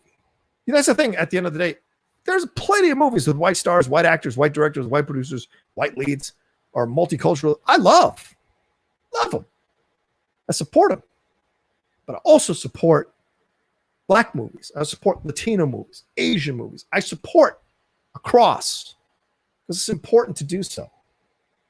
If you want to call yourself any kind of fucking film critic or any kind of fucking film analyst, you got to see multiple cultures. And I know a lot of people watch the foreign films because they revere them as foreign films, you know. But there's stuff here too that is a whole nother world for you to experience, a whole nother way of seeing the country. It's food for thought. Food for thought for you. Let's see. Tushka says, I want to know why they are singing the song. That is my biggest quandary with musicals. Hashtag sing for no reason. All right. I've seen that complaint too. Like, I don't get it why people break out into song and blah, blah, blah, and do all the things that they're doing. And I get it. That's a different guy. That means that you personally are not a big fan of musicals. And Tushka, when you make a comment like that, are you telling me that you've never liked a musical in your entire life? And no, Pitch Perfect doesn't count. That's not a musical. Once is not a musical. Anything where someone's trying to become a superstar singer is not a fucking musical. Okay? A Star is Born, not a musical. Sing Street, not a musical. A musical, in my opinion, is when they're singing about the plot or exposition to move the movie forward. That's a musical. Singing in the Rain, right? That's a musical. And the production of all of the dance sequences. Well, did you have a problem with Grease? Did you not like Grease? That's a fucking musical. Tushka, did you not like Grease? Purple Rain, not a musical. Grease is a musical. Did you like that? Things at the end of the day, like the musicals are there to live a fantastical life. Do you know that elves don't actually exist, right? You know that fucking orcs and fucking rings and hobbitses and all that bullshit, that doesn't exist either. It's fantasy. Musicals are fantastical. They're fantasy. You know, you break out into song in your car. How cool would it be to look over to your left or right and see 4 or 5 other people sing along as well? It's a fantastical moment to the same song, right? How many of you go to concerts and sing along with the persons or the group singing at the front of the stage? You're having a communal experience. So in those moments where they're singing to move the plot along or singing and 30 other people know the lyrics as well, it's a communal experience that you can dive into. That's what it's all about. But it's no different than you go to a concert and singing with a bunch of people. I sat in concert one time with Paul McCartney years ago, and we sang every fucking song together. It was great. I didn't know these people from Adam. And I went by myself to this concert. I had to see Paul McCartney at the Hollywood Bowl. And I made connections with like 20 other people around me. And we were all singing together. Because we're all self-conscious a little bit at first. Then we realized we all want to sing. We did it. Musicals do that. They have that power. You know, West Side Story won Best Picture. You know, Fosse won for Cabaret. Not Best Picture, but Best Director. These are films that inspire us. They bring us out of the shell to live a fantastical life. The musicals are no different than fucking Lord of the Rings. There's no difference. Or Marvel movies. It's all fantastical. Thor actually can't fly through the fucking air. Like Chris Hemsworth actually can't use the hammer to go to another fucking, to Asgard or wherever, or the realm. It's all fantastical. So if you're going to be okay with stretching the limits of that shit, how are you not okay with stretching the limits for a musical? Which is also fantastical. It's also not real. So I hear your point, brother. I hear your points. A lot of people complain about musicals. I don't understand why they just jump out and start doing it. But that's the whole point of it. They're fantastic. Let's see here. What else we got? Thank you, Justin. This is John. Thanks for sharing your thoughts like this tonight. It's one of the things I love about you, man. Your passion and honesty in your opinions. Thank you. I appreciate that, Justin. I got my copy of Godzilla vs. Kong in 4K today. Looking forward to diving into the special features. Shit, dude. I totally forgot. Thanks for reminding me. I was supposed to take a picture today. They sent me a mailer to promote this thing coming out on 4K Blu-ray. But you know what? I was building those bookcases, which took me 4.5 hours to build, or 5 hours to build. It just exhausted me. I forgot to take a picture. I'll take a picture tomorrow morning and put it out there. But I'm glad you got it. I've got one. Maybe I'll give it away on the Outlaw Nation. I don't need to see that movie. I've seen it rather, and I don't need to own it.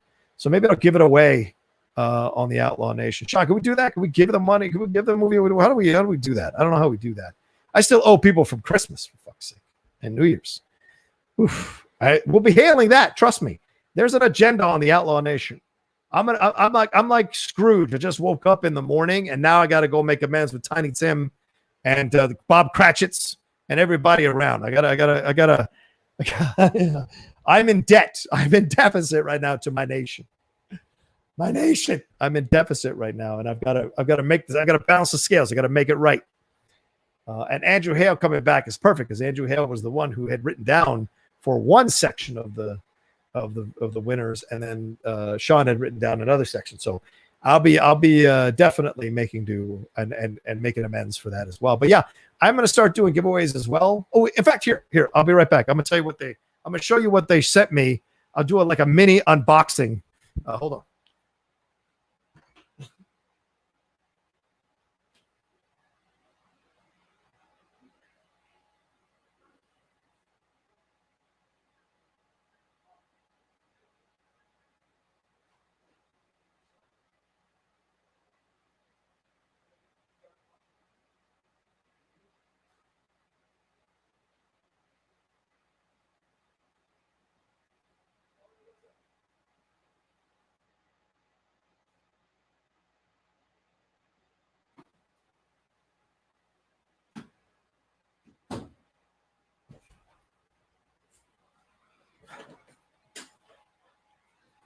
Sean,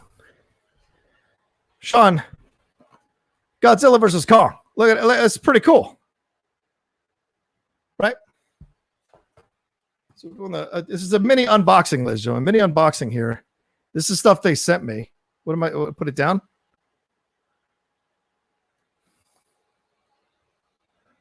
Press button on back. Oh.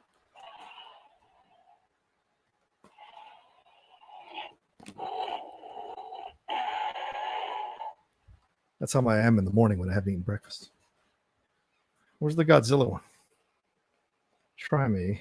Press button to activate. Where's the button? I don't know. Is there a button?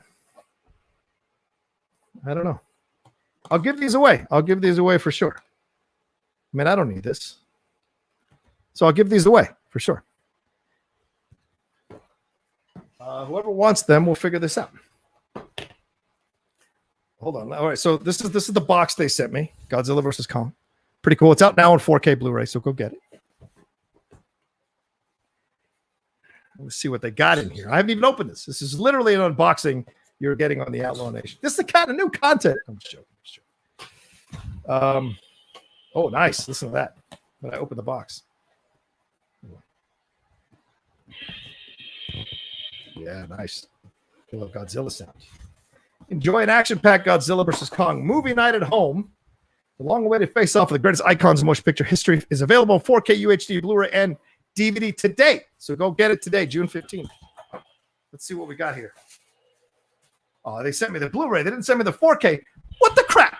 What the crap? I'm going to promote the 4K coming out. You can't send me the 4K? We're going to have conversations with these people. All right, got me some Team Godzilla, Team Kong popcorn. That's pretty cool. Yeah, you like that? I got a candy bar. Shut the fuck up. Godzilla versus Kong. Is it a Hershey's candy bar? It was probably melted. Oh, yeah, look at that. Look at that. I put on 30 pounds eating that thing. Yes. Yes. Yes, Ewing. Yes. Oh, a cool little beach towel. Oh, damn. How about this, ladies and gentlemen? Maybe I'll hang this over the window.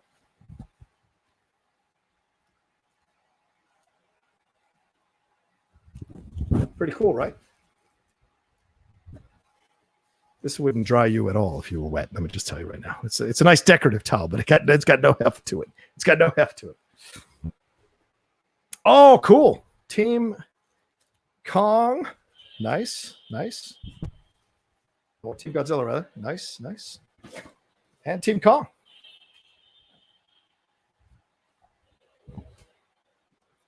Pretty cool. So, yeah. I'll keep one of these shirts. And then we'll give away the other shirt. I'm keeping the candy bar, sorry. And then we'll give away the movie as well. So we'll do all that. But I have to take pictures of everything, I'm sure, for tomorrow's social media. So they can keep sending me stuff. And I'll have to apologize to them that I didn't get a chance to send it. So I'm going to have a little bit of the chocolate now. Is that all right with you, Sean? I'm going to have a little bit of chocolate. Chris Taylor, what is going on? It's an unboxing, Chris. Oof. Yeah, it's been melting. Oof. Oh, that's good.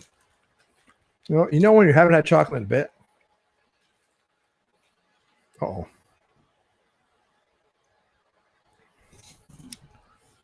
Ooh.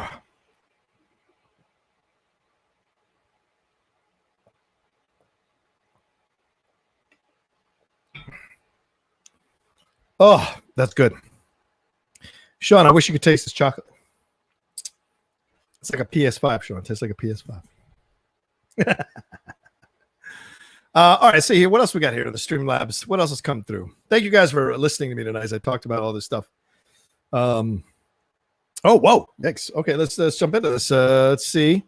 We had a few of these. Oh, okay. Let me get to all these. My God. Thank you, Justin. Appreciate it. Carol says, haven't been able to watch live lately because work has been nuts and I turned 41 last Wednesday. Well, happy birthday, Carol. At least this year I was able to go out with my family, unlike 2020. I love musicals and I'm drawn to them for the music first, story second. Rent is one of my faves. All right, Carol, I hope you're still watching. Another thing that I did today was that this morning I interviewed two of the directors for Revolution Rent, which is on HBO Max right now. It dropped tonight.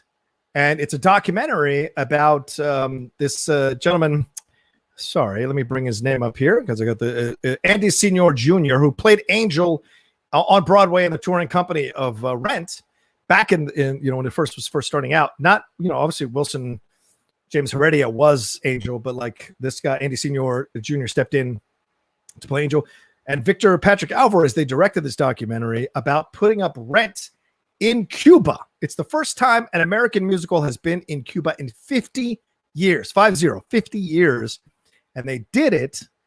And this documentary chronicles them doing it. And they opened it on December 24th, which is the date that Jonathan Larson had always wanted to open Rent, but had been unable to hit that date when he did the original. I can't recommend this documentary enough. If you're a Rent fan, the songs are all through this thing. If you're a Rent fan, it is definitely a documentary you want to watch on HBO Max. It's a quick 90 minutes. Now, we'll warn you, they go to Cuba, so there's Latinos in this movie, and they sometimes speak in Spanish. I will warn you. But I think it's a great exploration of Rent, falling in love with it. And also the fact that they're putting it up with so many of these actors that are struggling to pay rent themselves and are poverty-stricken and aren't really artists. I mean, there's a scene where they're getting headshots and they're literally the pictures you take for passport photos. That's what they're submitting for their headshots. So Andy Senior Jr. is walking into this situation cold and not knowing how people are going to respond. So there's so much here to enjoy and love about this documentary. So just giving you guys a suggestion to watch it. It's fantastic. But thank you, Carol. Appreciate it, Shills. And that's all he said. Thank you, Carol. Much love to you. D-Train says, In the Heights deserved all the praise. I think it's utter stupidity for people to skip a movie just because it didn't have any A-list stars. That's what they're saying. I don't buy it, but that's what they're saying. People need to pay attention and get out of their comfort zone and give this film a chance. P.S. How about that Kevin Durant? Bro, I've been here. What happened? Did he win the game? Did he lead them to victory? No, I'm checking the score right now. That he did. What did I say? Dude, did you watch Game Time? Sean, go and find the clip again. I said Kevin Durant would have to score 50 points for them to win this game, and he scored 49. I'm not always right, but sometimes the sun shines on my ass once in a while. 49 points, 17 fucking rebounds, 10 assists. All this shit. Even Blake Griffin showed up with 17 points. Jeff Green had 27 points. Jeff Green, quietly a good career for many, many years in the NBA, man. 35 minutes, Jeff Green. Damn. Wow. Shout out to Kevin Durant. Congratulations, bud. Way to lead that team to victory. Shut a lot of those haters up. Shut a lot of people who were doubting you for sure. Philip Punt got a super chat in here. Says nothing's worse than seeing celebrities of all colors talking about representation than never working with Black, female, Latino filmmakers. Maybe those celebrities who sang Imagine can help. Yeah. See, and that's another example of the whole situation. And seeing them in black and white, people like Sarah Paulson, and other people like being like, I will never stand by and let it happen again. So that implies that you have been standing by and letting it happen for numerous fucking years. You doing a fucking 2-minute PSA does not absolve you at all. Not even a little bit. You having the guts to put your career on the line and call out the people who could maybe hire you for other jobs, like Scott Rudin, call them out and highlight the people who have been saying these things and doing these things behind closed doors and playing liberal, but really acting MAGA. Call them out. Don't give me no fucking PSA. Actions are what matter. Go do something. Call them out. Blast them. Put them on blast in an interview. Yeah, I agree with you, Philip. People are too desperate to live and stay in a certain... I'm cool with you wanting to stay in a certain financial strata. Then don't come at me with your social justice. If you're not willing to work for it and fight for it and sacrifice for it, then shut the fuck up and move on. Honestly. If you have the power to change and you don't implement that power, then don't half-ass it and do a PSA or go to a charity function at $2,000 dinner, $2,000 a plate. Get in the pit and take some chances. Those are the ones we respect. Just putting it out there. Let me see what else we got here. Thank you, Philip. Appreciate it. Let's see. Jim Sandelin says, I would love the Team Kong t-shirt. All right, Jim, it's yours. All right. Oh, geez, this is melted, Sean. I got to put this in the freezer. It's going to be a puddle by the time I'm done here. Aaron Klister. Okay. Sean, write it down. Jim Sandelin gets the King Kong tee. Now, you'll have to pay for shipping, Jim, but you'll get the t-shirt. I can't pay for shipping. Come on. I'm giving something for free. All right. Sean, write down Jim Sandelin King Kong t-shirt. How many likes are we at? Are we almost close to 150 likes? Damn. Thank you all so much. 140 likes. Come on, ladies and gentlemen. We're 10 likes away from 150. I didn't even ask for likes at all through the show. So please give us 10 more likes. Let's hit that 150. You guys are awesome. Well, Tushka, he donated. I don't see you donating, saying you're just loosening your lips all over the chat saying you want things, but you're not donating anything. So, Pally, you know how it works. Jim Sandlin donated, which is why he gets the King Kong tee. All right, Aaron Klister in here twice. He says, real quick, bud, speaking of music, who wins in your heart between AC/DC and Metallica? The Stones versus the Beatles, Tupac versus Biggie, NWA versus Wu-Tang Clan, Green Day versus Red Hot Chili Peppers, and if you're into them, Disturbed versus Slipknot. Those two are my favorite bands. Thanks for giving this dumbass some laughs, bud. Thank you, Aaron. Thank you for giving me laughs, Aaron, all the time. Thanks for being such a strong supporter of the Outlaw Nation and me as a competitor in the Schmodown as well, brother. It means the world, honestly. Doing it 7 seasons, bro. I'm exhausted. So it's always nice when people are willing to support me in powerful ways. Thank you. Okay, AC/DC versus Metallica. I'll always default to AC/DC, just like more of their music. That's all. Metallica may have a better resume overall, may create better, more cohesive albums. But for me, I'm going to put on AC/DC over Metallica anytime. Even though I love Enter Sandman, I even love that Mission Impossible 2 song they did. And I think they did the song for Sting way back on the WCW Mayhem CD. It was a live version of... what's the song? It's like 7 minutes, the song. And he ends with, now I hear you. Stones versus Beatles, always the Beatles. I think the Stones are a glorified garage band with a preening lead singer, nothing more. Tupac versus Biggie. God damn, that's tough.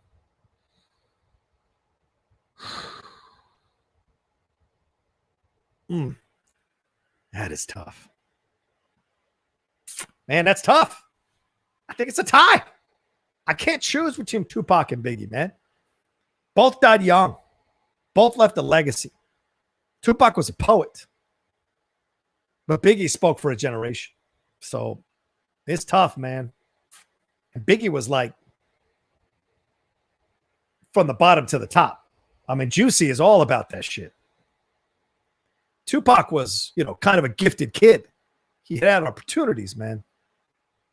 Biggie's singing about being fat and ugly and black and all the things that he went through as a young man and the insults that were hurled at him and how he turned that around and became a success. So it's tough to choose between the two because they both left quality music and were incredibly impactful people in the world of rap and in the world overall and in pop culture. People still talk about it, Tupac and Biggie. They're like the Beatles, man. They will resonate generation to generation. New generations will discover Tupac and Biggie's music every generation. It's timeless. Their songs are timeless. Timeless. NWA versus Wu-Tang Clan. Ooh, got to go Wu-Tang. No offense to NWA. Look, NWA, F the Police is incredible. So many of their songs are phenomenal. But Wu-Tang, there's just something elevated about Wu-Tang that I appreciate and respect. I don't think they have as many hits, obviously, as NWA does. But their overall albums, I think or CDs, whatever you kids are using nowadays, are more cohesive. They're telling a grander story. NWA's albums are telling you specific stories per song. And I think overall, Wu-Tang's creating an experience when you put on one of their albums. For sure. Green Day versus Red Hot Chili Peppers. I respect Green Day. They were never punk, by the way. Green Day was never punk. I'm so tired of people calling them punk, for God's sakes. If your mother can hum along to their music, they're not fucking punk, okay? Even their original first song. It's not fucking punk. Red Hot Chili Peppers, though, I will take the Red Hot Chili Peppers over Green Day. I just enjoy their music more. I think Flea is one of the greatest bassists to ever walk the earth. And yeah, Anthony Kiedis, people complain all the time about his singing and if he's off key or not. I don't give a shit. Red Hot Chili Peppers are fucking incredible and consistently make great music, no matter who's their guitarist. They're always doing their thing. And I appreciate that madly. And I love their music. Just love their music. I think I even have the DVD of like all their music videos. Of course, now I can watch it on YouTube. But back then, you couldn't watch them as they weren't as accessible. Disturbed versus Slipknot. I got nothing, Aaron. I don't know Disturbed versus Slipknot. That's a little too far out into the metal area of things or hard rock things that I don't go out that far. No offense. Metal Church, all that shit. Not from Iron Maiden. I've maybe heard 4 songs from Iron Maiden. So I can't speak on that. Or Judas Priest. It's a little too far out there for me. So I'm sorry I can't offer you opinion on that, but I appreciate you sending in the Streamlabs, my man. Thank you very much. All right, where are we at? It's 9 o'clock. Holy shit already. Jesus Christ. Oh, Sean, it's 9 o'clock. My God. This I've been droning on and on like a big love son of a bitch. We got to 150 likes. Okay, thank you so much. I appreciate it. All right, as we head into the last part of the show, I already talked about hacks. I saw the Tomorrow War, so I don't want to reveal too much because that's coming out on July 2nd. But here's what I'll tell you. I enjoyed watching the movie. Is it a bit long? Yes. But I enjoyed watching the movie. And I think Chris Pratt is fantastic in the film. I think Yvonne Strahovski is good in the film. J.K. Simmons is fucking great in the film. Sam Richardson is good in the film. So I'm going to speak glowingly about the movie. I think I'm still under the embargo thing where I can't speak too deeply about it. So let me just give you my overall feelings and that I like the movie. It is a little long. So, if it's 2 hours, I think it's 2 hours and 20 minutes. So, but the special effects are cool. The things they put them through are pretty interesting. And I bet there's people going to bash it and whatever, but I enjoyed it. So I'll give you and I'll do a review for it as well, a fuller review for it as well coming up. And I also cover the press conference. I was very lucky to be invited to the press conference. And I just got the notes for that. So I'll be doing a video on that as well. But yeah, I can recommend that absolutely for sure. Thanks for getting us to 150 likes, everybody. I appreciate that. You guys are awesome. Thank you very, very much. Yeah, so those are the I think, was that all? Wait, hold on. Let me look at the description because I wrote a bunch of ideas down in the description.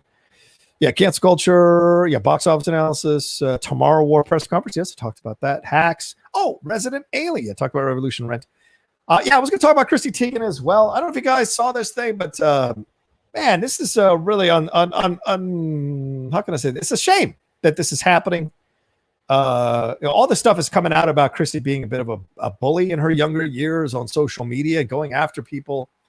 And I don't know how you don't in this day and age, especially because Chrissy's been a celebrity for quite some time. How do you not go back to your old tweets and delete them?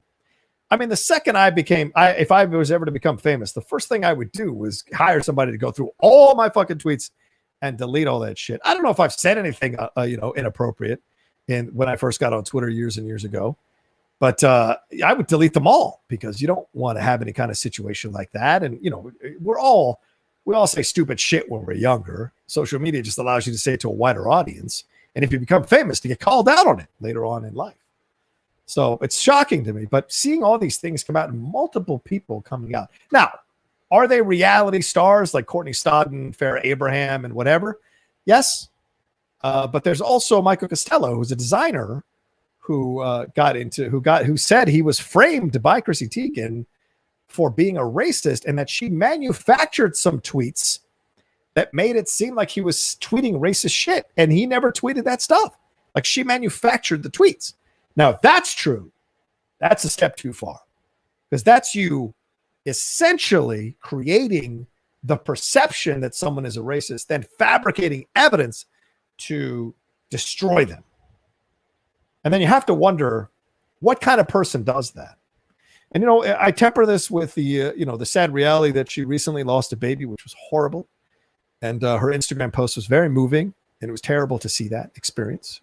We never want to see that for somebody. Never. And she documented it. It was pretty painful and sad, But you have to take a person for all the things that they were. And so maybe as a younger woman, she was very angry at the world. And she needed to let her rage out on these people for whatever reason and go after these people. And it isn't like reality people don't take all kinds of shit on Twitter and social media. They do, certainly. But her going after them the way she did, I mean, it's just kind of like unsettling. Rocha gonna bury his skeletons, then bury the guy who buried his skeletons like some mafia dog.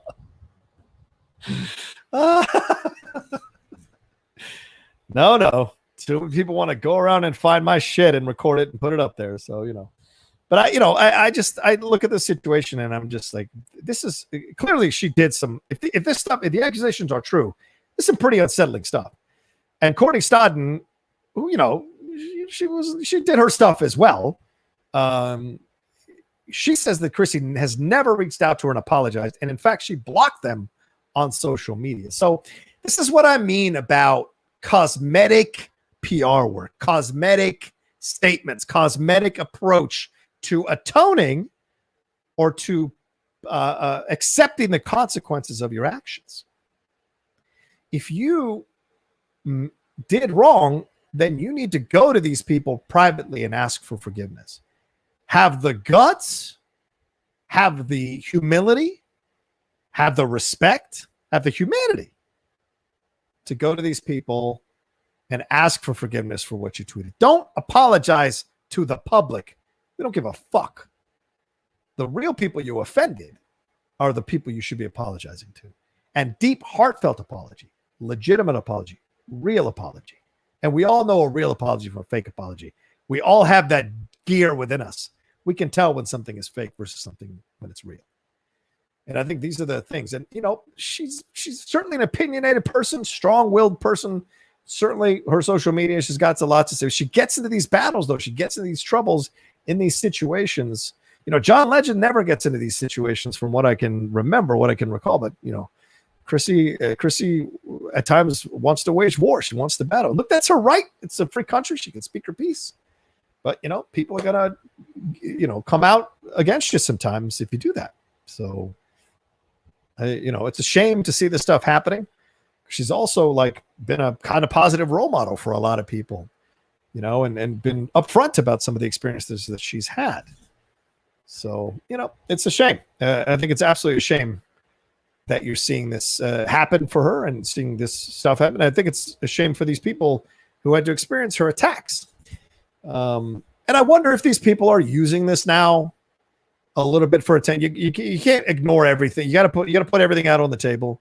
Are some of these reality people who thrived off the attention and the drama they created on their shows and in their lives when they were being covered by the paparazzi at the height of that shit, are they also kind of, drumming this up to get a little bit of attention for themselves and get some subscribers or viewers or clicks or likes or whatever? Maybe not. I don't know, but you can't rule that out, that this is part of it as well. So hopefully this gets resolved, and maybe Chrissy's learning some really hard lessons here. She's lost some brands. She's lost some supporters in terms of money and commercials and what have you, and campaigns. That's how you affect someone, is you hit their pocketbook. It's a tough situation when you hit someone's pocketbook, for sure. Austin Welch says, I also think there's something to be said for if we judged every single human by their worst moments, then it'd be pretty miserable. I agree. I've had some pretty terrible moments. I've said some pretty terrible shit in fights with friends or in relationships, or fights with my mom and dad, or with my brother and sister. Yeah, I mean, that's life sometimes. I was a passionate, emotional guy back in my 20s. I had a lot of demons that I was negotiating in my 20s and 30s, which of course was part of what almost led to my suicide in 2016. There are many things that I'm not proud of, but I've tried to atone for them. Once I did my therapy, once I climbed out of my hellhole, I reached out to people and tried to atone for the things that I've said, or sent emails to try to atone for the things that I've said in those moments, because I was clearly raging at myself, but raging at everyone around me. And the mind can be a terrible thing. The psychology of the mind can be quite terrible. Never put my hands on anybody, but verbally you can say some terrible. If you're with the wrong person, I think your fights are terrible fights. If you're any kind of passionate person, I think the fights can be quite terrible, because you'll say the most nasty things to each other because you don't actually want to be with each other, but you don't know what else to do. So you just burn it all down. And especially if you're an incredibly insecure person with low self-esteem, as I was in the past back then, like you almost hate them for loving you. That's how deep the psychosis can go, or caring about. And so you want to push them away or destroy them so that they don't care about you, because you don't care about them. And those are things you discover in therapy that you didn't know, And so when you get older, you figure that out. So maybe Chrissy back then, there's a lot of rage, a lot of anger, a lot of frustration, a lot of things that she was working out. And so she went after some easy targets with reality TV people, but I got a feeling those weren't the only people she went after, because apparently more and more people are coming forward with some of those experiences with her. So this is a good lesson, I think, for everybody. A, go back and delete all your old tweets, but B, like, if you're a better person and you become a better person and there's someone that you've wronged, then make the effort to atone for that and apologize to them, and go reach out to them. Don't make it a public spectacle and put it on social media. Go reach out to them. Go have a lunch. Go have a coffee. Call them. You're a famous person. You get people's numbers. Those are those things that I think at the end of the day. So, let's see where we at here. Oh, Sean, Jim Sandlin sent you his info on Patreon. Okay, cool. Got it. All right, Touchka. Which one? Do you want the Godzilla shirt? Is that what you want? Okay, that's all you're going to get. The Team Godzilla shirt's the only one that's left. I'm not going to guarantee that I won't wear it once, but then I'll wash it and send it to you. Is that okay?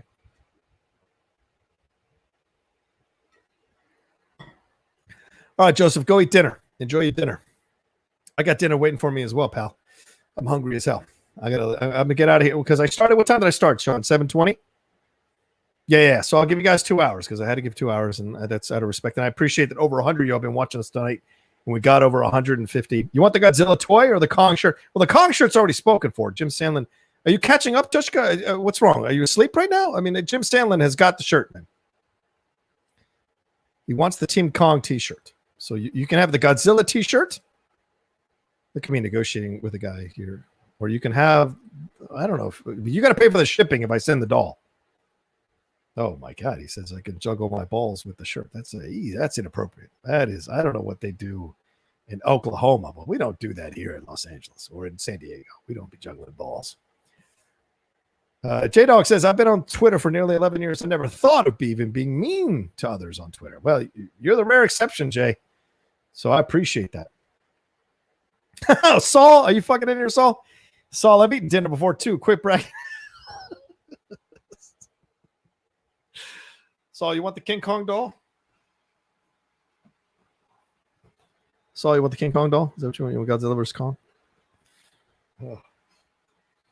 Oh, shit. I shouldn't have eaten the chocolate, should I, Sean? Because, like, that's going to be part of the picture we take in the morning. Ah, crap. All right. I better put that in the freezer. All right. JP says, after you wear the shirt, you just claim it's, quote, game worn. No, I appreciate that. That's right. Game worn. That's fucking perfect. Mike says, I was mean to Trump on Twitter. Not sorry. Yeah, a lot of people are mean to Trump on Twitter, Holmes. Yeah, a lot of people are mean to Trump on Twitter.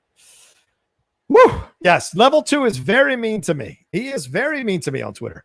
Boy, he worships at the altar of Michael Vogel, though. Oh, my God. He kisses that Michael Vogel ass like you wouldn't believe. He puckers right up to that ass. Kisses it all the time. So, it's crazy. What is this? You and Dan are not friends anymore? What do you mean?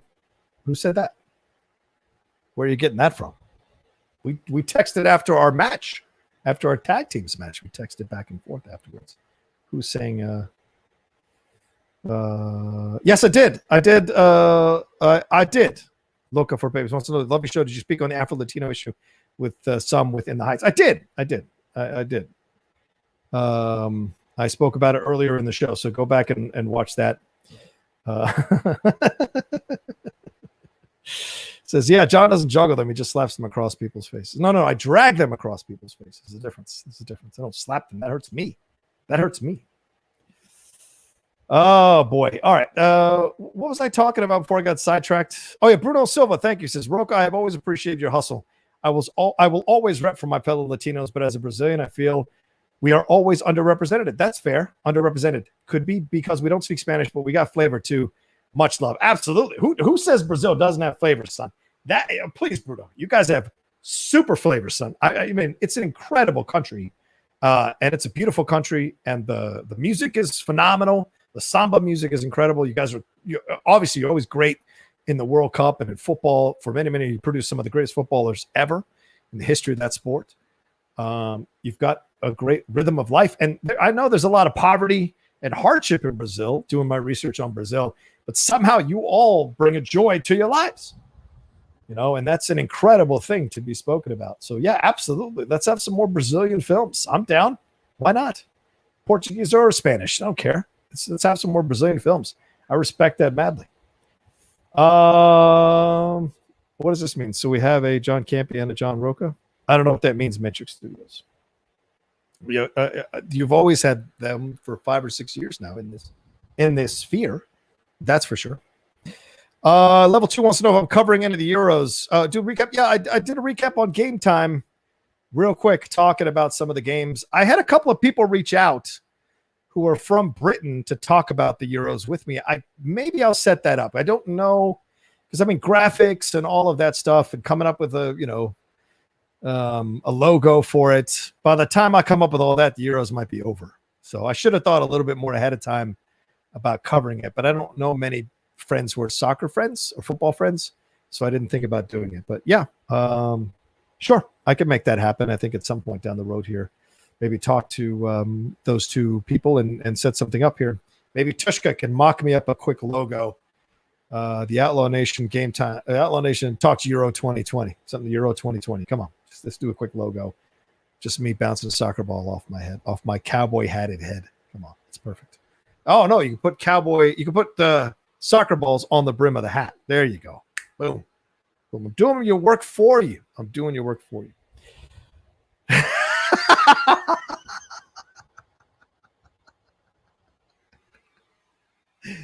Tushka says, could the Euros show be called Juggle My Balls? Yes, absolutely. I mean, I think people would watch.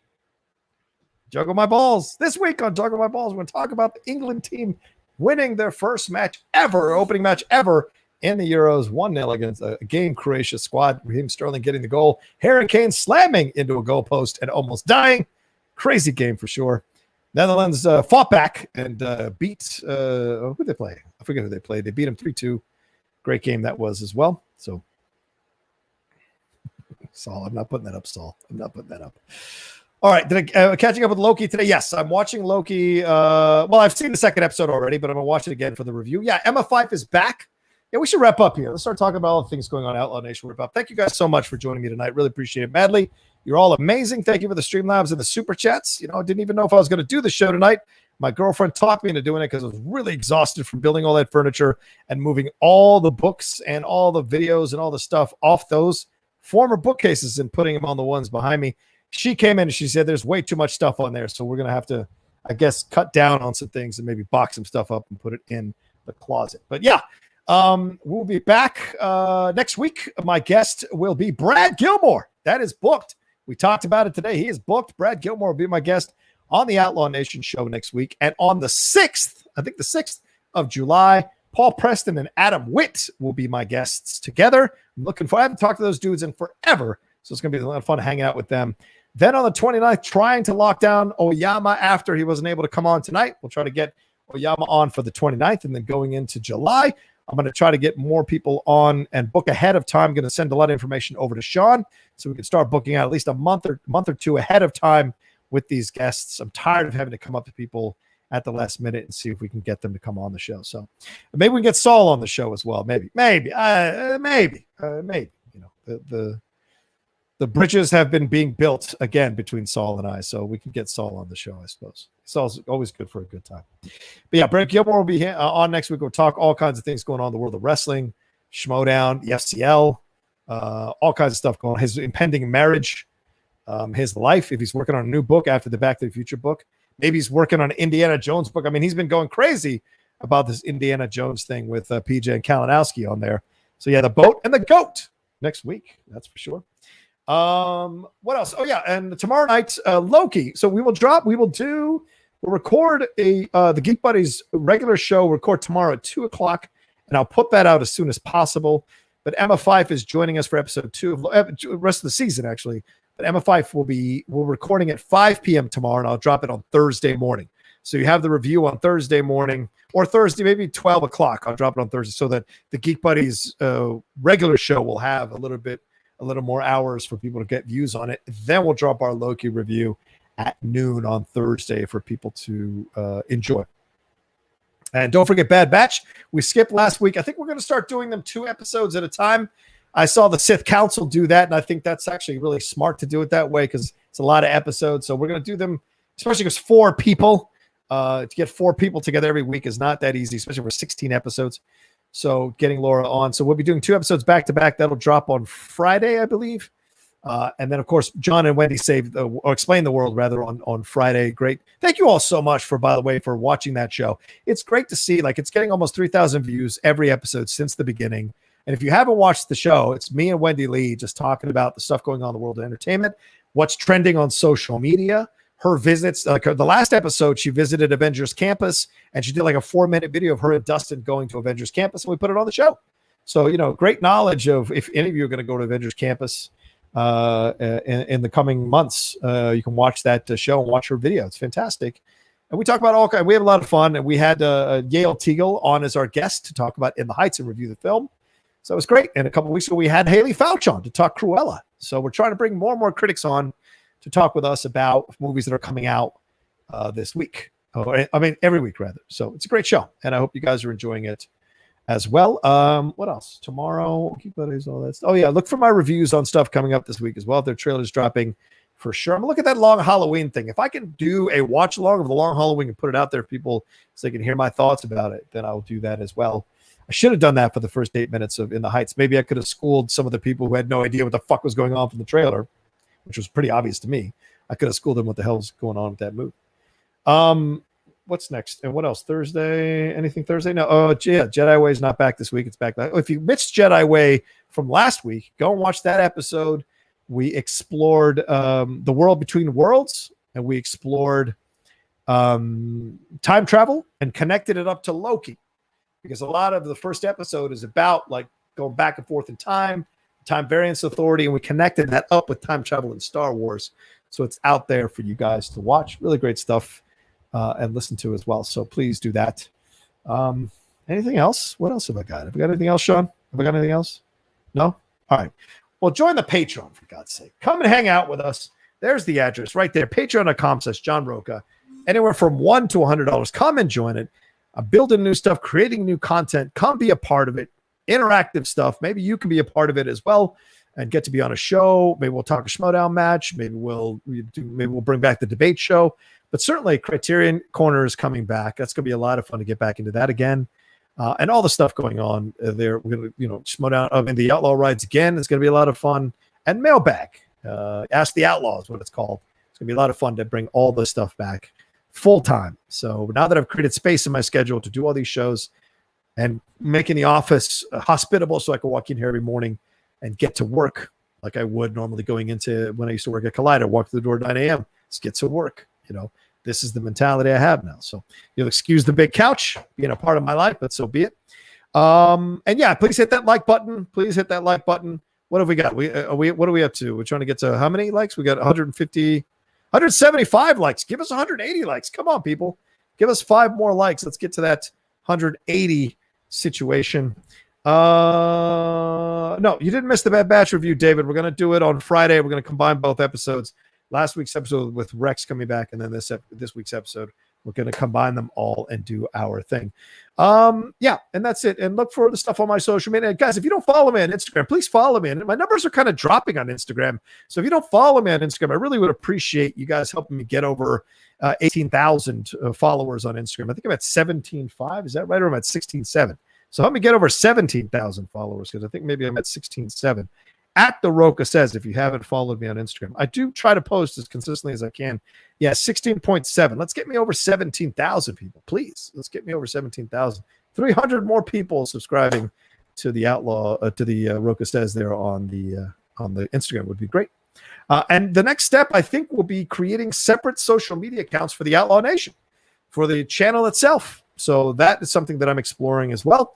Bobby Carney, who was incredible helping us with Top 10, Bobby and I might be talking about having him come on to do the social media stuff. So you'll see more posts from me, more pictures from me, all this kind of stuff. Try to create more and more interactive content for you all, more and more posts every day, so you guys know what I'm up to.